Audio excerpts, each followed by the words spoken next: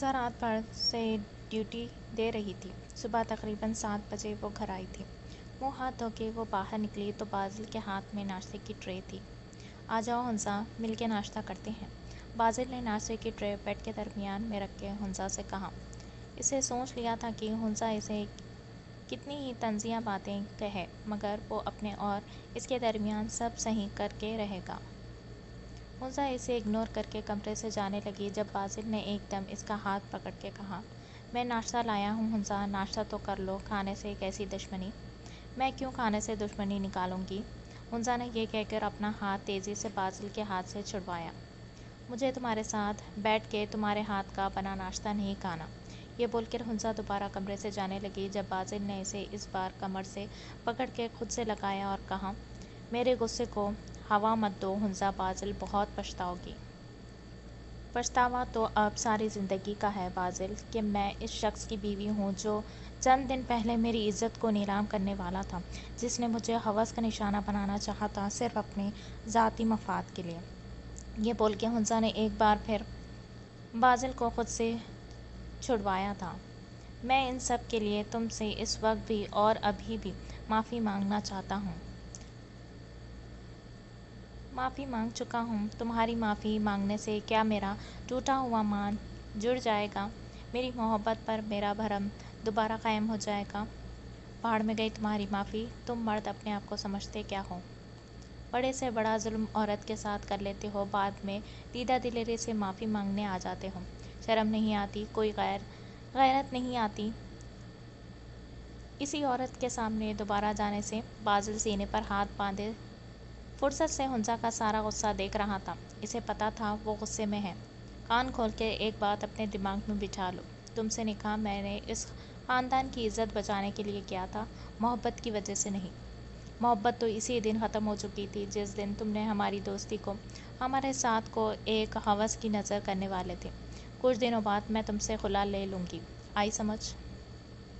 हुंसा का इतना बोलना था कि बाजिल ने आगे बढ़ के इसे अपने काबू में किया और ले जा के पीछे अलमारी से लगाया। बाजिल छोड़ो मुझे।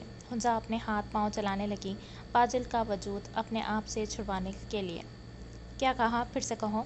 बाजिल ने आंखों में आंसू लिए हुंसा से पूछा।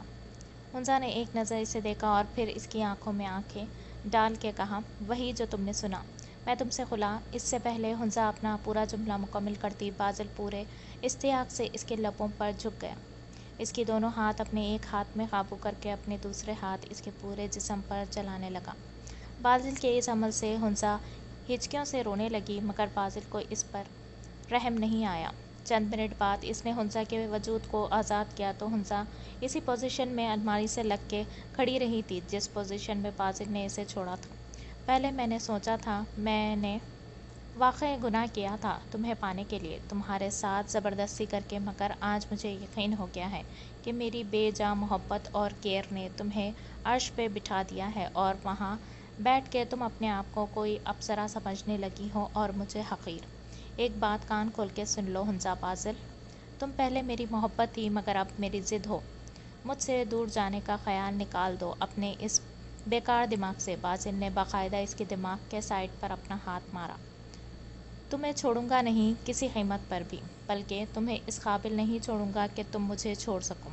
ये बोल के बाजिल कमरे से जाने लगा। अभी इसने अपना एक पाँव कमरे के बाहर ही रखा था कि नाश्ते से भरी ट्रे इसके साइड की दीवार पर आके ज़ोर से लगी।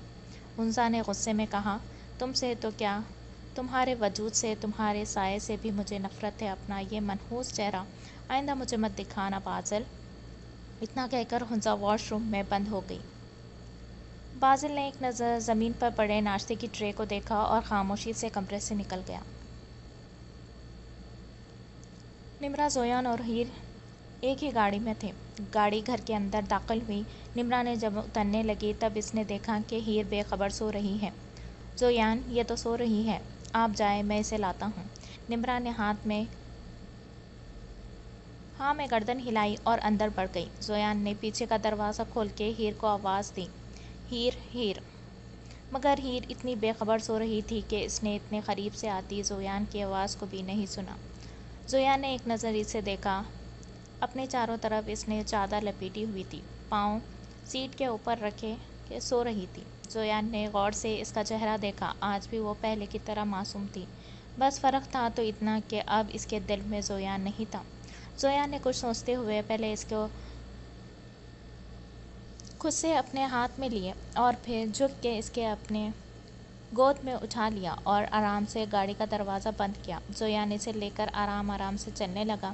ہیر نے نیند میں ہی زویان کے شرٹ کو تھاما اور اس کے سینے سے اپنا سر لگا لیا۔ ہیر کی اس حرکت کے زویان کا دل بے ایمان ہونے لگا۔ پل بھر کے لیے اس کے قدم رک گئے تھے، مگر پھر اس نے اپنے قدم بڑھائے اور دل میں کہا، زیادہ خوش مت ہو زویان، اثر ابھی نیند میں ہے، ہوش میں وہ تیرے سینے پر اپنے گردن نہیں بلکہ تیرا گلا ہی دبا دے گی۔ بہت آرام سے اس نے ہیر کو اس کے کمرے میں لٹایا۔ اس کے ماتھے پر اپنے لب رکھ کے اس نے اسے چادر اڑائی تھی۔ چادر اوڑھ کے وہ جیسے ہی پلٹا، چونک کے ایک دم وہ دوبارہ ہیر کی طرف گھوما۔ اس نے ہیر کے سیدھا ہاتھ تھاما تو پل بھر کے لیے حیران ہو کے اس نے دوبارہ سوئی ہوئی ہیر کا چہرہ دیکھا۔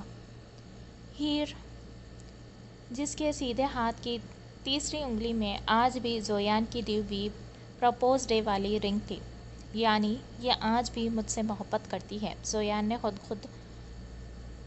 خود ہی انداز لگایا۔ زویان نے کچھ سوچتے ہوئے بہت آرام سے اس کے ہاتھ سے رنگ نکال لی۔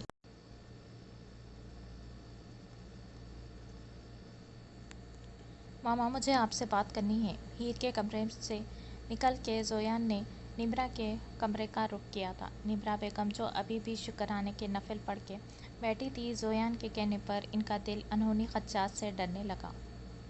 ہاں بیٹا بولو۔ ماما، مجھے یہ بات تو پہلے سے پتہ تھی کہ بابا کی آپ دوسری وائف ہیں۔ میں نے کئی بار بابا کو آپ سے کتنا کہتے سنا تھا کہ میں نے تمہارے لیے شاہجہاں کو دھوکہ دیا۔ آج آپ مجھے خلاصہ کریں ماما، کون سا دھوکہ دیا بابا نے اور آپ نے شاہجہاں آنٹی کو؟ کیوں صنم پاپا سے اتنی بدگمان ہے؟ مجھے سچ جاننا ہے ماما۔ نمرا بیگم ایک ٹھنڈی آہ بھر کے بیڈ پر بیٹھ گئی۔ جس سوال کا سامنا کرنے سے وہ ڈر رہی تھی، آج وہی سوال ان کے سامنے ان کا بیٹا دہرا رہا تھا۔ نمرا بیگم نے سب کچھ سچ سچ زویان کو بتا دیا۔ ساری بات جاننے کے بعد زویان سکتے میں تھا، اسے سمجھ ہی نہیں آ رہا تھا کہ کیا بولے۔ ماما، آپ نے اپنی لالچ میں زبردستی کی محبت پانے تعویذ گنڈے کا استعمال کیا، شاہجہاں آنٹی کی دوست ہو کے ان کے شوہر پر ہاتھ ڈالا۔ اف ماما، یہ کیا کیا آپ نے؟ زویان ایک دم چیخ پڑا۔ ایک لڑکی کی ذات کو پیدا ہونے سے پہلے سوالیہ نشان بنا دیا۔ مجھے شرم آ رہی ہے ماما اپنے آپ سے۔ سلام ہے صنم کو، وہ آپ کو اور بابا کو اپنے سامنے برداشت کرتی ہے، چپ رہتی ہے۔ واقعی اعلیٰ ظرف کی مالک ہے شاہجہاں آنٹی۔ واقعی اعلیٰ ظرف کی مالک ہے شاہجہاں آنٹی کہ انہوں نے آپ کو معاف کر دیا، نانی کو معاف کر دیا۔ پاپا کی تکلیف پر وہ تڑپ گئی، مگر صنم اتنی ذلت کے حقدار نہیں، وہ اپنی جگہ بالکل ٹھیک ہے۔ پاپا کو کوئی حق نہیں اس کی زندگی کا کوئی بھی فیصلہ کرنے کا۔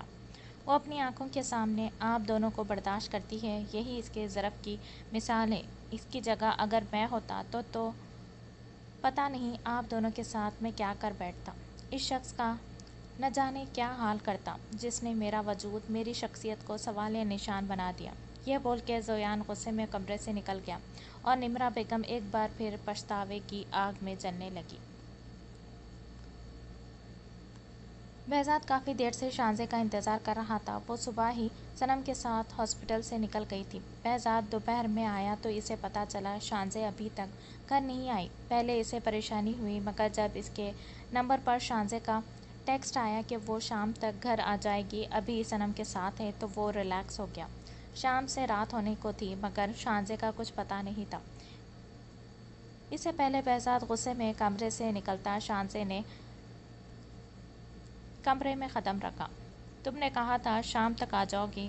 بہزاد نے غصے میں شانزے سے پوچھا۔ شانزے نے اپنا بیگ سائیڈ میں رکھا اور بیڈ پر تقریباً لیٹتے ہوئے کہا، ہاں میں صنم کے ساتھ تھی اس لیے لیٹ ہو گئی۔ آپ کو بتایا تھا میں نے، دیر سویر ہو جاتی ہے۔ یہ بول کے شانزے بہزاد کو اگنور کر کے جانے لگی۔ تب بہزاد نے اس کا ہاتھ تھام کے کہا، مجھ سے کس بات کی ناراضگی ہے شانزے؟ میں نے کیا کیا ہے؟ بہزاد اس ٹاپک کو نہ ہی چھیڑے تو بہتر ہوگا۔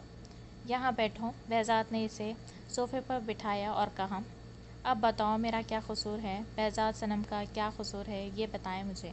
کیوں اسے ہر دفعہ تنہائی کی سزا سنائی جاتی ہے؟ کیوں ہر دفعہ اسے شاہجہاں آنٹی ذلیل کرتی؟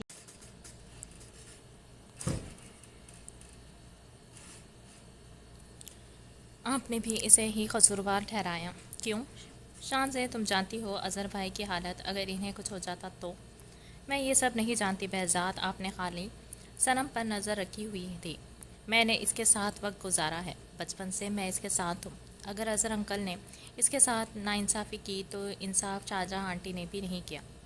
12 سال کی بچی تپتی ہوئی دھوپ میں سزا میں اس لیے کھڑی ہوتی تھی کیونکہ اس کی ماں کے پاس اس کو پڑھانے کا ٹائم نہیں ہوتا تھا۔ جس دن رزلٹ ہوتا تھا سب کے پیرنٹس آتے تھے مگر صنم کی ماما بزنس میٹنگ میں مصروف ہوتی تھی۔ صنم جب بالغ ہوئی تو آگے کے معاملات اس کی ماں کے ہوتے ہوئے بھی میری ماں نے سمجھائے۔ کیوں بہزاد کیوں؟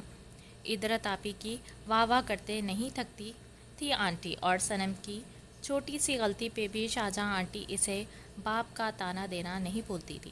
کیوں بہزاد کیوں؟ کیا وہ اپنی مرضی سے دنیا میں آئی تھی؟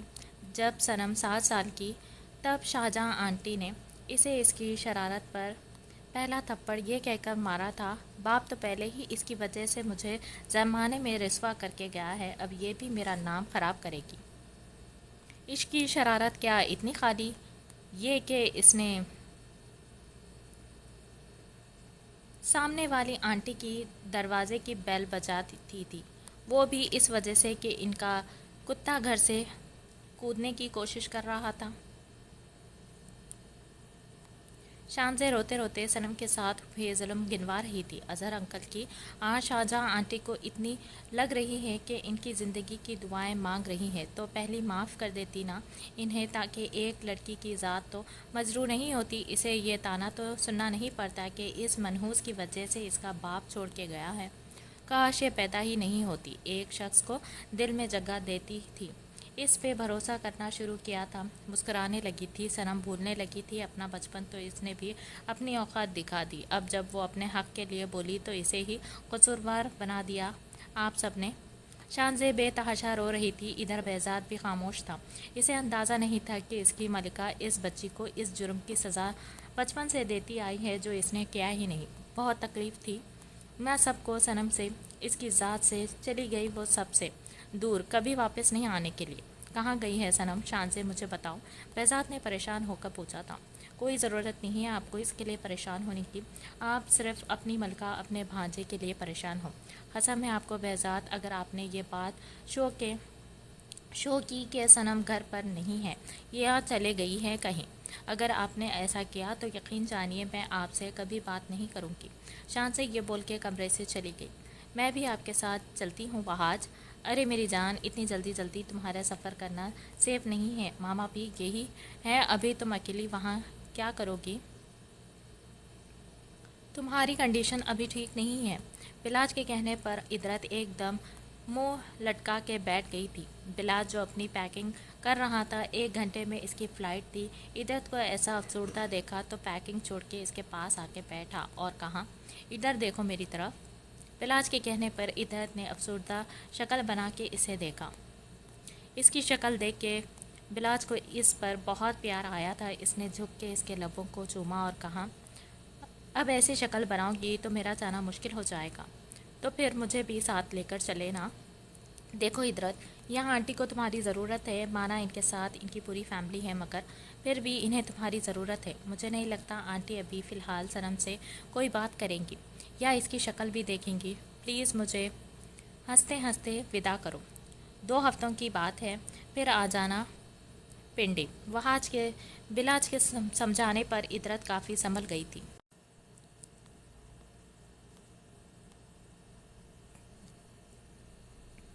وہاں صاحب نے فی الحال سائم سے بالکل بات چیت بند کر دی ہوئی تھی۔ انہیں کہیں نہ کہیں اندازہ تھا کہ صنم کے ساتھ سائم نے کچھ کرا ہے، وہ دونوں پہلے سے ایک دوسرے کو جانتے ہیں۔ اظہر صاحب کو ہاسپٹل سے چھٹی دے دی گئی تھی۔ فی الحال وہ بہاد صاحب کے گھر پر تھے، مگر جب سے ہاسپٹل سے آئے تھے بالکل خاموش تھے۔ اگر کوئی بات کرتا تو کرتے، ورنہ اکثر خاموش ہی رہتے۔ شاہجہاں بیگم کسی سائے کی طرح ان کے ساتھ تھی، جبکہ نمرا نے اپنے قدم پیچھے کر لیے تھے۔ اس دوران کسی ایک کو بھی ایک بار صنم کا خیال نہیں آیا، اور یہ بات بہزاد کے لیے کافی حیران کن تھی۔ اسے کہیں نہ کہیں شانزے کی بات کافی حد تک صحیح بھی لگی، یہاں تک کہ ایک بار بھی ادرت کو بھی اپنی بہن کا خیال نہیں آیا۔ دائی جان کو وہاج نے فی الحال اپنے گھر پہ بلا لیا تھا۔ اپنے بیٹے کی حالت دیکھ کے ان کی حالت بہت مشکل سے سنبھلی تھی۔ بالاج بازل سے کافی ناراض ہو کے پنڈی گیا تھا جس دن وہ حنزہ اور بازل کی لڑائی ہوئی۔ اس دن بازل کے پاس کسی کام سے آنے والا بالاج سب سن چکا تھا، مگر اس نے بازل پر یہ بات ظاہر نہیں کی تھی کہ وہ ان دونوں کے خراب تعلقات جان چکا ہے۔ ایئرپورٹ پر ہی بالاج بازل کی کافی عزت افزائی کر چکا تھا، اور اس نے صاف صاف لفظوں میں بازل کو کہہ دیا تھا کہ اب وہ کراچی جب ہی آئے گا جب حنزہ اسے معاف کر دے گی اور ان دونوں کے درمیان سب کچھ صحیح ہو جائے گا۔ اس سے پہلے وہ اس سے بات بھی نہیں کرے۔ آج وہاج منشن میں قرآن خوانی رکھی گئی تھی، اظہر صاحب کی صحت یابی کے باعث پورا خاندان ہی ان کا جمع ہونے والا تھا۔ جب شاہجہاں نے بہزاد کو کال کر کے صنم کو بھی لانے کو کہا، ملکہ کی بات پر بہزاد کو دل بہت دکھا تھا۔ آج ایک ہفتے بعد اسے یاد آیا کہ ان کی ایک بیٹی بھی ہے۔ بہزاد کو یہ سوچ کے حیرانگی ہو رہی تھی کہ یہ بات خالی شانزے اور وہ جانتے ہیں کہ صنم گھر پر نہیں۔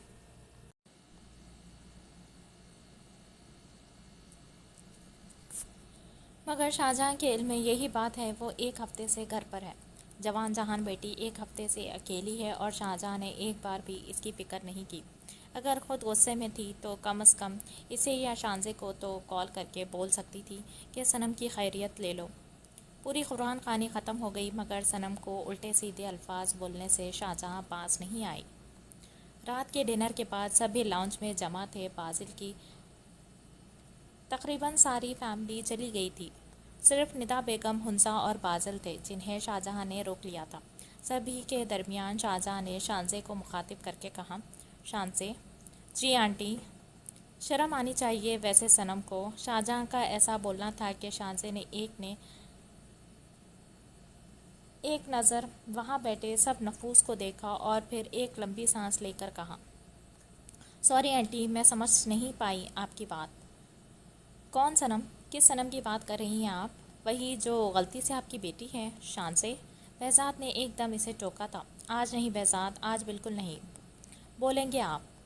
معاف کریں گا آنٹی، مگر آپ کہیں اپنی اس بیٹی کی تو بات نہیں کر رہی جسے آپ بچپن سے اس بات کی سزا دیتی آئی ہیں کہ ایک تو وہ بیٹی ہے اور دوسرا وہ لڑکی پیدا ہوئی ہے، اور تیسرا آپ کا شوہر اسے آپ کی وجہ سے چھوڑ کے چلا گیا۔ سب کے سامنے شانزے کے ایک بات وہی دہرائی جو اس نے بہزاد کے سامنے کی، جسے سن کے شاہجہاں سن تھی۔ وہیں زویان نے گھوم کے اپنی ماں باپ کو دونوں کو دیکھا تھا۔ معاف کریے گا آنٹی، اگر آپ کو انکل کو معاف کرنا تھا تو پہلے کر دیتی۔ آپ آج سارے یہاں مل کے بیٹھے ہیں جو ماضی میں کوئی نہ کوئی گناہ کر چکا ہے۔ نہیں ہے تو صرف وہ جس کا کوئی قصور نہیں ہے، قصور ہے تو صرف اتنا کہ وہ ایک لڑکی ہے۔ اور آپ ادرت آپی، آپ کی شان میں کون سی گستاخی کر دی تھی صنم نے؟ آپ ہی کرتے وہ تھکتی نہیں تھی۔ ادرت آپی، آپ کو بھی اپنی بہن کا خیال نہیں آیا؟ ادرت بھی کافی شرمندہ ہوئی تھی۔ ایک بات یہاں بیٹھا ہر نفوس سن لے، آج چلی گئی ہے صنم آپ سب کی زندگی سے بہت دور، کبھی واپس نہ آنے کے لیے۔ سکون سے رہیں آپ سب۔ کہاں گئی ہے صنم؟ شاہجہاں بیگم ایک دم بول پڑی تھی، آپ کے لیے تو وہ ایک ہفتہ پہلے مر گئی ہے آنٹی، آپ فکر نہ کریں۔ شانزے یہ کہہ کر سائم کی طرف بڑھی اور کہا، صنم نے کبھی اپنی زندگی میں غلط فیصلہ نہیں لیا، کبھی کوئی گھٹیا فیصلہ نہیں کرا، مگر تم سے تعلق جوڑنے میں واقعی وہ گھٹیا فیصلہ کر گئی۔ تمہیں کبھی سکون نصیب نہیں ہوگا سائم، یاد رکھنا۔ یہ بول کے شانزے وہاں رکی نہیں، چلی گئی عاشر کو لے کے۔ شاہجہاں بیگم گھٹنوں کے بل ایک ہی پوزیشن میں بیٹھی رہی۔ آج جو آئینہ شانزے انہیں دکھا کے گئی تھی، اس میں انہی کا عکس داغدار تھا۔ اظہر صاحب نے ان کے کندھے پر ہاتھ رکھا اور وہ بلک پڑی۔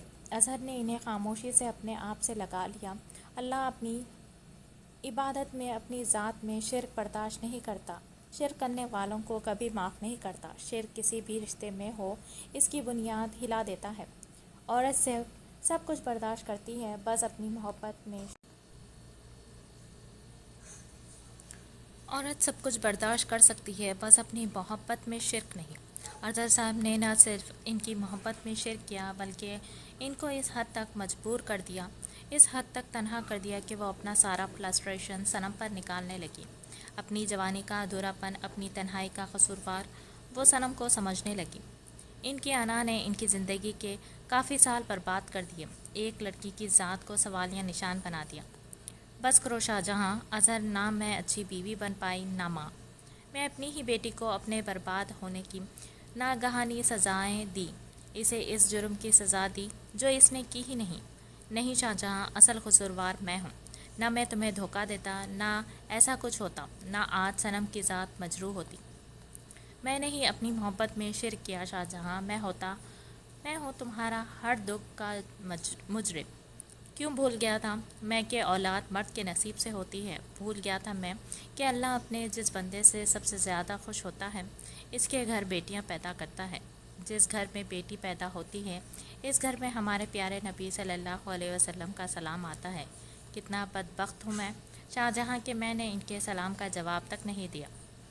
اگر تم نے صنم کے ساتھ زیادتی کری ہے تو میں نے بھی زویان کی شخصیت کو مجروح کرنے میں کوئی کسر نہیں چھوڑی۔ آج دونوں ہی ایک دوسرے کے سامنے اپنے گناہ کا اعتراف کر رہے ہیں، دونوں ہی بلک رہے تھے، پچھتاوے ہی اب ان کا مقدر تھا۔ مگر آج یہ دونوں کتنا ہی پچھتا لے، پرانا وقت لوٹ کے نہیں آئے گا۔ اگر قیامت والے دن اللہ اولاد سے سوال کرے گا کہ اپنے ماں باپ کے لیے کیا کیا، تو ماں باپ سے بھی سوال کیا جائے گا کہ اپنی اولاد کے لیے کیا کیا۔ کوئی بھی چور، ڈاکو، زناکار، بدتمیز، جاہل، نشی، جواری، لڑکی باز یا بگڑی ہوئی یہ بگڑا ہوا پیدائشی نہیں ہوتا ان سے کہ ان سب کے پیچھے ہاتھ ہوتا ہے ماں باپ کا۔ ان کی لاپرواہی، ان کی خود غرضی ان کے بچوں کی ذات کو سماج کے سامنے بے مول کر دیتی ہے۔ وقت نکلنے کے بعد پھر ماں باپ کہتے ہیں ہمارے ہاتھ سے نکل گیا، مگر یہ بھول جاتے ہیں کہ وقت نکلنے میں انہیں کا ہی ہاتھ تھا۔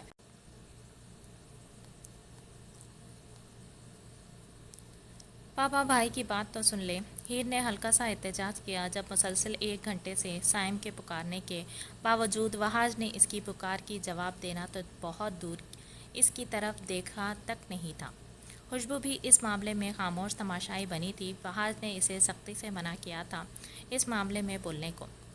پاپا میری بات تو سن لیں، میں مانتا ہوں میں نے صنم کے ساتھ غلط کیا، مگر اب میں اس سے محبت کرنے لگا ہوں، اپنی ہر غلطی کا ازالہ کرنا چاہتا ہوں، پلیز۔ میں تمہاری بات جب ہی سنوں گا سائم، جب صنم تمہیں معاف کر دے گی۔ اس سے پہلے نہ تو مجھے اپنی یہ شکل دکھانا جس نے میری تربیت پہ یہ داغ لگایا کہ سائم وحاج ایک پلے بوائے ہے جس کا شوق لڑکیوں کے جذبات سے کھیل کے انہیں اپنے بستر تک لے جانا ہے۔ وحاج صاحب کے منہ سے ایسی بات سن کے خوشبو اور ہیر شرم سے رخ پھیر گئی، جبکہ سائم کا دل کیا کہ زمین پھٹے اور وہ اس میں سما جائے۔ دفع ہو جاؤ اپنی شکل لے کر یہاں سے، جبھی اپنی یہ شکل دکھانا جب صنم تمہیں معاف کرے۔ سائم آنکھوں میں آنسو لیے تیزی سے کمرے سے نکلا تو سامنے زویان کو کھڑا پایا۔ بھیگتی آنکھوں سے اسے دیکھا اور جانے لگا جب زویان نے اسے کھینچ کر اپنے سینے سے لگا لیا۔ سائم زویان کے سینے سے لگ کے بے آواز رونے لگا۔ سائم نے کچھ سوچتے ہوئے حنزہ کے ہاسپٹل کا رخ کیا کہ شاید نہال سے صنم کا پتہ مل جائے۔ زویان بھی اسی کے ساتھ تھا۔ وہ دونوں گاڑی پارک کر کے اندر جا رہے تھے جب انہیں بازل نظر آیا۔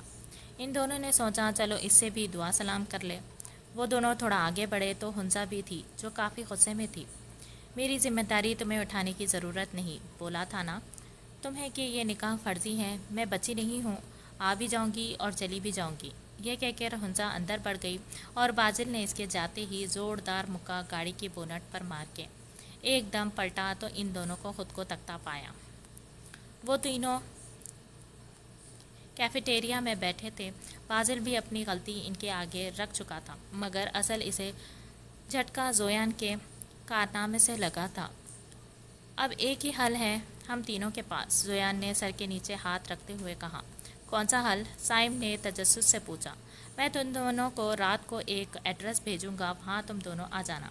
وہیں ڈسکس کریں گے کہ اپنی اپنی بیویوں کو کیسے اپنے پاس واپس لایا جائے۔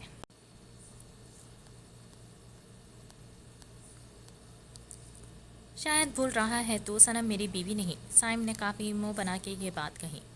تو بنانا تو چاہتا ہے نا؟ ہاں ہاں، تو بس کل ملتے ہیں ہم۔ وہ تینوں مطلوبہ جگہ پر جمع تھے۔ زویان انہیں اپنا پلان بتانے والا تھا جب وہاں بہزاد آیا، جسے دیکھ کے زویان نے کافی سڑے ہوئے منہ بنا کے کہا، یار ایک تو یہ کوہ کاف کا جن ہر جگہ پہنچ جاتا ہے۔ زویان نے بہزاد کو فلیٹ میں انٹر ہوتے ہوئے دیکھ کے سڑا ہوا منہ بنا کے طنزیہ نظروں سے دیکھتے ہوئے کہا، انہیں کس نے بتایا ہم یہاں ہیں؟ زویان نے سائم کی طرف مشکوک نگاہوں سے دیکھتے ہوئے کہا، ہاں میں نے بتایا ہے۔ زویان کے شک کو سائم نے یقین میں بدل کے کہا، بیٹا یہ کوہ کاف کا جن ہی تجھے تیرے باپ سے بچا سکتا ہے اور عزت سے تیری بیوی تجھ تک لا سکتا ہے، ورنہ جو تو میری بہن کے ساتھ کر چکا، مت پوچھ میں کیسے برداشت کر کے بیٹھا ہوں۔ سائم نے زویان کو غصے میں گھورتے ہوئے کہا، ہاں تم نے تو جیسے داستان عشق محبت لکھی ہے میری بہن کے ساتھ۔ زویان نے بھی حساب برابر کرتے ہوئے کہا، ایک کام کرو، بہن بہن کھیل لو تم دونوں، اپنی اپنی بیویوں سے ہم خبر میں مل لیں گے۔ بازل نے دونوں کو غصے سے کہا تھا، بات سنو زویان، یہ جیسے تم کو کوہ کاف کا جن بول رہے ہو، آج میں خوبصورتی میں ہم تینوں کو مات دیتے ہیں۔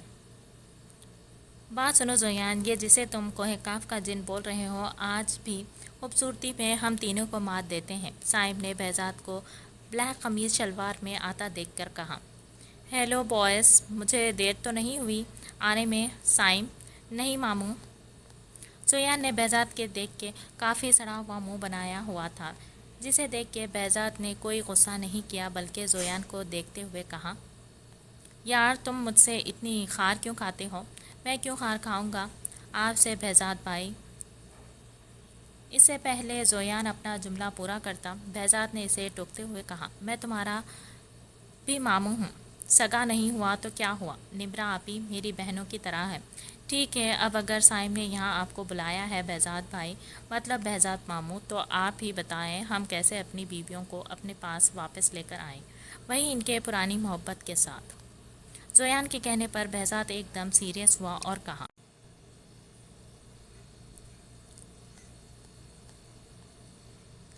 تم تینوں نے ان تینوں کے ساتھ بہت برا کیا ہے، اتنا تو ان تینوں کا حق بنتا ہے کہ ناراض ہونے کا، مگر میں آج ایک بات کہوں، ہو سکتا ہے میں ان تینوں کو سمجھاؤں تو وہ لوگ سمجھ جائیں اور خاموشی سے تم تینوں کی زندگی میں شامل ہو جائیں، مگر یہ وہ سمجھوتا کریں گی، تم سے محبت نہیں۔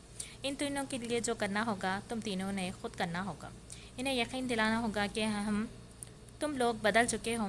بازل کا معاملہ اتنا بڑا نہیں ہے، ہاں مگر غلط بازل نے بھی ہنزا کے ساتھ کیا ہے، مگر زویان تمہارے لیے ایک بری خبر ہے۔ کیا بہزاد ماموں؟ زویان کافی گھبرائے ہوئے انداز میں بہزاد کی طرف دیکھا۔ ہیر نے خلا کے پیپرز تیار کروا لیے ہیں اور کل وہ سب کے سامنے تمہارا اور اپنا رشتہ بتا کے تم سے سب کے سامنے خلا لے لے گی۔ ایسا نہیں ہو سکتا بہزاد ماموں، میں اسے ایسا کرنے نہیں دوں گا۔ یہ بول کر زویان تیزی سے فلیٹ سے نکلا۔ وہ تینوں بھی اس کے پیچھے بھاگے۔ وہاج مینشن میں قدم رکھتے ہی زویان نے چیخ چیخ کر ہیر کو پکارا، ہیر ہیر! زویان کے اتنی تیز آواز پر پورا گھر جمع ہو گیا تھا۔ وہاج اور اظہر صاحب بھی پریشانی کے عالم میں کمروں سے نکلے۔ ہیر جانتی تھی ایسا کچھ ضرور ہوگا کیونکہ اسے پتا تھا بہزاد یہ خبر اس تک ضرور پہنچائے گا۔ وہ ریلیکس انداز میں نیچے گئی مگر ساتھ میں خلا کے پیپرز لے جانا نہیں بھولی تھی۔ ہیر کو اپنے سامنے دیکھ کر زویان، جس کی آنکھوں سے تیزی سے آنسو جاری تھے، ایک دم اس تک پہنچا اور کندھوں سے تھام کے کہا، تم مجھ سے خلا لے رہی ہو؟ زویان کے الفاظ تھے یا پھر کوئی بم۔ خوشبو بیگم نے فوراً وہاج کا کندھا تھاما تھا اور اظہر صاحب نے بے یقینی کی کیفیت میں زویان کو دیکھا۔ ہاں ہیر، نہیں کرو میرے ساتھ ایسا، میں تم سے بہت محبت کرتا ہوں بلکہ عشق کرنے لگا ہوں، اللہ کا واسطہ تمہیں ہیر۔ زویان نے اس کے آگے اپنے ہاتھ جوڑ دیے تھے جب ہیر نے غصے میں کہا، نفرت ہے مجھے تم سے زویان اظہر، اس گھٹن سے میں آزاد ہونا چاہتی ہوں، میں یہاں ہو کیا رہا ہے، کوئی بتائے گا مجھے؟ اظہر صاحب نے کافی زور سے کہا، جس کی وجہ سے ان کے ہاتھ میں تکلیف ہوئی تو شاہجہاں اور نمرا دونوں نے انہیں تھاما تھا۔ میں بتاتی ہوں انکل آپ کو۔ ہیر نے یہ بول کر لندن میں ہوا سب کچھ اظہر صاحب کو بتایا، جسے سن کے خوشبو ایک دم سناٹے میں تھی۔ ادھر اظہر صاحب نے آگے بڑھ کے ایک زناٹے دار تھپڑ زویان کے منہ پر مارا۔ یہ تو میں جانتا تھا تم بگڑے ہوئے ہو، مگر یہ نہیں جانتا تھا کہ اتنا یقین تھا کہ تم نکاح جیسے رشتے کا سہارا لے کر کسی لڑکی کی زندگی برباد کرو گے۔ یہ بول کے جب دوبارہ اظہر صاحب زویان کو مارنے لگے تب بہزاد نے آ کے ان کا ہاتھ پکڑ لیا۔ چھوڑو مجھے بہزاد، میں آج اسے جان سے مار دوں گا۔ اظہر بھائی پلیز غصہ نہ کریں، آپ کی طبیعت خراب ہو جائے گی۔ اچھا ہے بہزاد، مجھے مر جانے دو، آج اس نے کوئی کسر چھوڑی نہیں۔ بہزاد، اظہر صاحب بلک پڑے تھے۔ پاپا میں محبت کرتا ہوں ہیر سے، مر جاؤں گا اس کے بنا۔ تو مر جاؤ زویان اظہر، ہیر نے چیخ کر کہا۔ میں اس قصے کو آج ہی ختم کر دوں گی۔ یہ بول کر اپنے ساتھ لائے خلا کے پیپرز پر جیسے ہی ہیر سائن کرنے لگی، زویان نے کہا، اگر تم نے ایسا کیا ہیر تو میں جان لے لوں گا۔ یہ بول کے زویان نے اپنے پاس موجود پسٹل نکالی جو وہ ہمیشہ اپنے ساتھ رکھتا تھا۔ یہ کیا بچوں والی حرکت ہے زویان، پسٹل نیچے کرو، سائم نے آگے بڑھ کر کہا۔ نہیں سائم بھائی، میرے قریب مت آئیے گا، میں مار دوں گا۔ زویان پسٹل نیچے کرو، وہاں صاحب بھی ایک دم بول پڑے تھے۔ کیا سمجھتے ہو خود کو؟ ایسے پسٹل دکھا کے تم مجھے ڈرا دو گے تو یہ بھول ہے تمہاری۔ مجھے تمہارے ساتھ رہنے سے زیادہ موت کو گلے لگانا منظور ہے۔ چلاؤ پسٹل زویان اظہر۔ تم سے کس نے کہا یہ تمہارے لیے ہیں؟ تم زندگی سے جاؤ گی تو ویسے بھی جینا مشکل ہو جائے گا، تو کیوں نہ آج ہی اس وجہ کو ختم کر دوں جو مجھے مجبور کرے تمہارے بعد جینے پہ۔ یہ بول کر زویان نے ایک نظر مسکرا کے ہیر کو دیکھا اور اپنی دل پر پسٹل رکھ کے گولی چلا دی۔ زویان کے سینے سے خون نکلتا دیکھ کے سب کی ہی دلخراش چیخ نکلی، سوائے ہیر کے۔ نمرا بیگم سکتے کی کیفیت میں وہیں صوفے پر گر گئی۔ زویان! سائم نے پوری دہاڑ کے ساتھ زویان کے گرتے وجود کو سنبھالا تھا۔ بازل ہونکوں کی طرح گھٹنوں کے بل زمین پر بیٹھا تھا۔ اس نے بھی بھرپور طریقے سے سائم کے ساتھ زویان کے وجود کو سنبھالا تھا۔ ہیر جو سمجھ رہی تھی زویان خالی دھمکی دے رہا ہے، اس نے جب زویان کے سینے سے بلڈ نکلتا دیکھا، آگے بڑھ کے اس نے زویان کے دل کے مقام پر اپنا ہاتھ رکھا۔ پلٹ کر اپنا ہاتھ دیکھا تو زویان کا خون اس کے ہاتھ پر لگا تھا۔ اس نے ایک نظر اپنے ہاتھ کو دیکھا اور بے ہوش ہو گئی۔ اظہر صاحب سن کھڑے تھے جبکہ بہزاد کے قدم ڈگمگائے تھے۔ اسے یقین نہیں آ رہا تھا کہ یہ ایسا کچھ کرے گا، مگر یہ وقت ہوش سے کام لینے کا تھا۔ اس نے زویان کے وجود کو اپنی باہوں میں اٹھایا اور باہر بھاگا۔ سائم نے ہیر کو گود میں اٹھایا تو اس کا ہاتھ ایک طرف ڈھلک گیا تھا۔ ہیر آنکھیں کھولو ہیر، بازل تم سب کو لے کر ہاسپٹل پہنچو، میں ہیر کو لے کر جاتا ہوں۔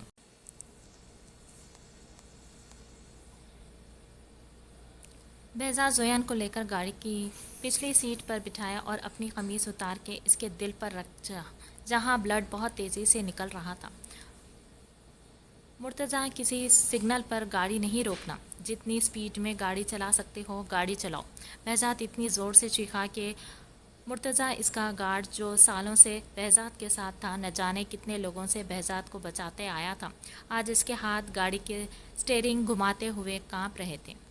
بہزاد زویان کے وجود کو ہاسپٹل کے اندر لے کر پہنچا۔ ڈاکٹر بہزاد کی دہاڑ اتنی تھی کہ اس وقت جتنے ڈاکٹرز ہاسپٹل میں موجود تھے سب تقریباً دوڑتے ہوئے باہر آئے تھے۔ بہزاد نے اسے اسٹریچر پر لٹایا اور چیخ کے ڈاکٹرز کو کہا، اسے بچانا ہے ڈاکٹر آپ نے۔ مگر سر یہ تو پولیس کیس ہے۔ ابھی آگے کی بات ڈاکٹر کی مکمل نہیں ہوئی کہ بہزاد نے اس کے کالر کو پکڑ کے چیخ کر کہا، بہزاد راجپوت ہوں میں۔ 1 سیکنڈ کے اندر اگر آپ نے اس کا علاج شروع نہیں کیا تو یہ ہاسپٹل اس شہر کے نقشے سے غائب ہو جائے گا۔ بہزاد راجپوت کی دھمکی سے ڈاکٹر زویان کو فوراً آپریشن تھیٹر میں لے کر گئے۔ اتنی دیر میں سائم ہانپتا ہوا کانپتا ہوا ہیر کے وجود کو اٹھا کے اندر لایا۔ بہزاد فوراً اس تک لپکا تھا جب سائم نے تقریباً روتے ہوئے کہا، ماموں اس کی سانسیں بہت آہستہ چل رہی ہے۔ بہزاد نے ہیر کی ट्रीटमेंट भी फ़ौरन शुरू करवा दी थी। पूरा ख़ानदान जमा हो चुका था। बहज़ाद का वाइट बनियान पूरा लाल हो चुका था। हीर को भी अभी तक होश नहीं आया था। इसे इंजेक्शन लगाया था। डॉक्टर्स का कहना था कि इसकी हार्ट बीट बहुत स्लो है। जोयान का ऑपरेशन भी चल रहा था। शानजे को भी बहज़ाद ने इन्फॉर्म कर दिया था। निमरा, शाहजहाँ, इधर तकरीबन वहाँ मौजूद हर शख्स जोयान के सेहत के लिए दुआ गो था। साइम और बाज़िन सुनते दोनों के कपड़ों पे जोयान का खून लगा था। इन्हें रह रहकर जोयान का हंसता हुआ चेहरा याद आ रहा था। बहज़ाद तो बस इधर से उधर टहल रहा था। इसका बस नहीं चल रहा था कि ऑपरेशन थिएटर के अंदर चला जाए।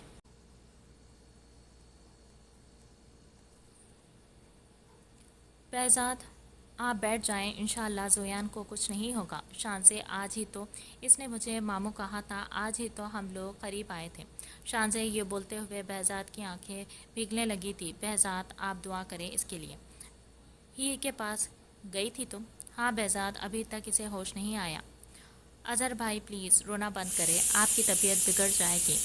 कैसे ना रोऊं बहाज, ये मेरे ही बुरे कर्मों का नतीजा है जो आज मेरे औलाद के सामने आ रहा है। ऐसा नहीं बोलिए अज़हर भाई, अल्लाह से दुआ करें। हीर को होश आया? नहीं भाई, खुशबू इसी के पास है। ऑपरेशन थिएटर का दरवाज़ा खुला तो डॉक्टर्स बाहर आए। बहज़ाद तेज़ी से इन तक पहुंचा और पूछा, कैसा है जोयान? देखिए बहज़ाद सर, हम कुछ भी नहीं किए कह सकते। बुलेट हमने निकाल दी है, मगर इनका ब्लड काफ़ी ज़ाया हो गया है। अगर अगले 10 मिनट के अंदर अंदर इन्हें ब्लड नहीं मिला तो वो बच नहीं पाएंगे। कौन सा ब्लड ग्रुप है इसका? डॉक्टर साइम ने एकदम पूछा था। O negative. 100 में से 10 लोगों का ये ब्लड ग्रुप होता है। बहज़ाद साहब, हम ब्लड बैंक में चेक करवा रहे हैं, आप भी मालूमात करें। मेरा ग्रुप है ओ नेगेटिव। आने वाली आवाज़ पर सब ने मुड़कर देखा तो सनम खड़ी थी। सभी हैरान हुए थे इसे इस वक्त यहाँ देख के। सनम सबको इग्नोर करके डॉक्टर्स तक पहुँची और कहा, मेरा ब्लड ओ नेगेटिव है डॉक्टर। ओके, आप आए मेरे साथ। डॉक्टर सनम को लेकर तेज़ी से रूम में गए थे। सभी हैरान थे सनम की इस अचानक आमद पर, मगर बहज़ाद वो सिर्फ शानजे की तरफ देख रहा था। इसे शक नहीं, यकीन था कि सनम को यहाँ लाने वाली और कोई नहीं, सिर्फ शानजे है। सनम कहीं नहीं बल्कि शानजे के वालिदैन के घर थी। आज शानजे ने इसे जोयान का बताया, जिसे सुन के इसे काफ़ी धचका लगा था। साथ में हीर की भी इसे फ़िक्र होने लगी थी, मगर फिर भी वो हॉस्पिटल नहीं आ रही थी। मगर जब शानजे ने इसे समझाया, वो इंसानियत के नाते हॉस्पिटल आ गई थी। जोयान अब आईसीयू में शिफ्ट था। सनम जैसे आई थी वैसे ही चली भी गई थी। ना तो इसने किसी से बात की, ना किसी से मिली थी। हीर को होश तो आ चुका था, मगर वो बिल्कुल खामोश थी, बिल्कुल खामोश। हीर कुछ तो खा लो। हीर ने नफ़ी में गर्दन हिलाई दी थी।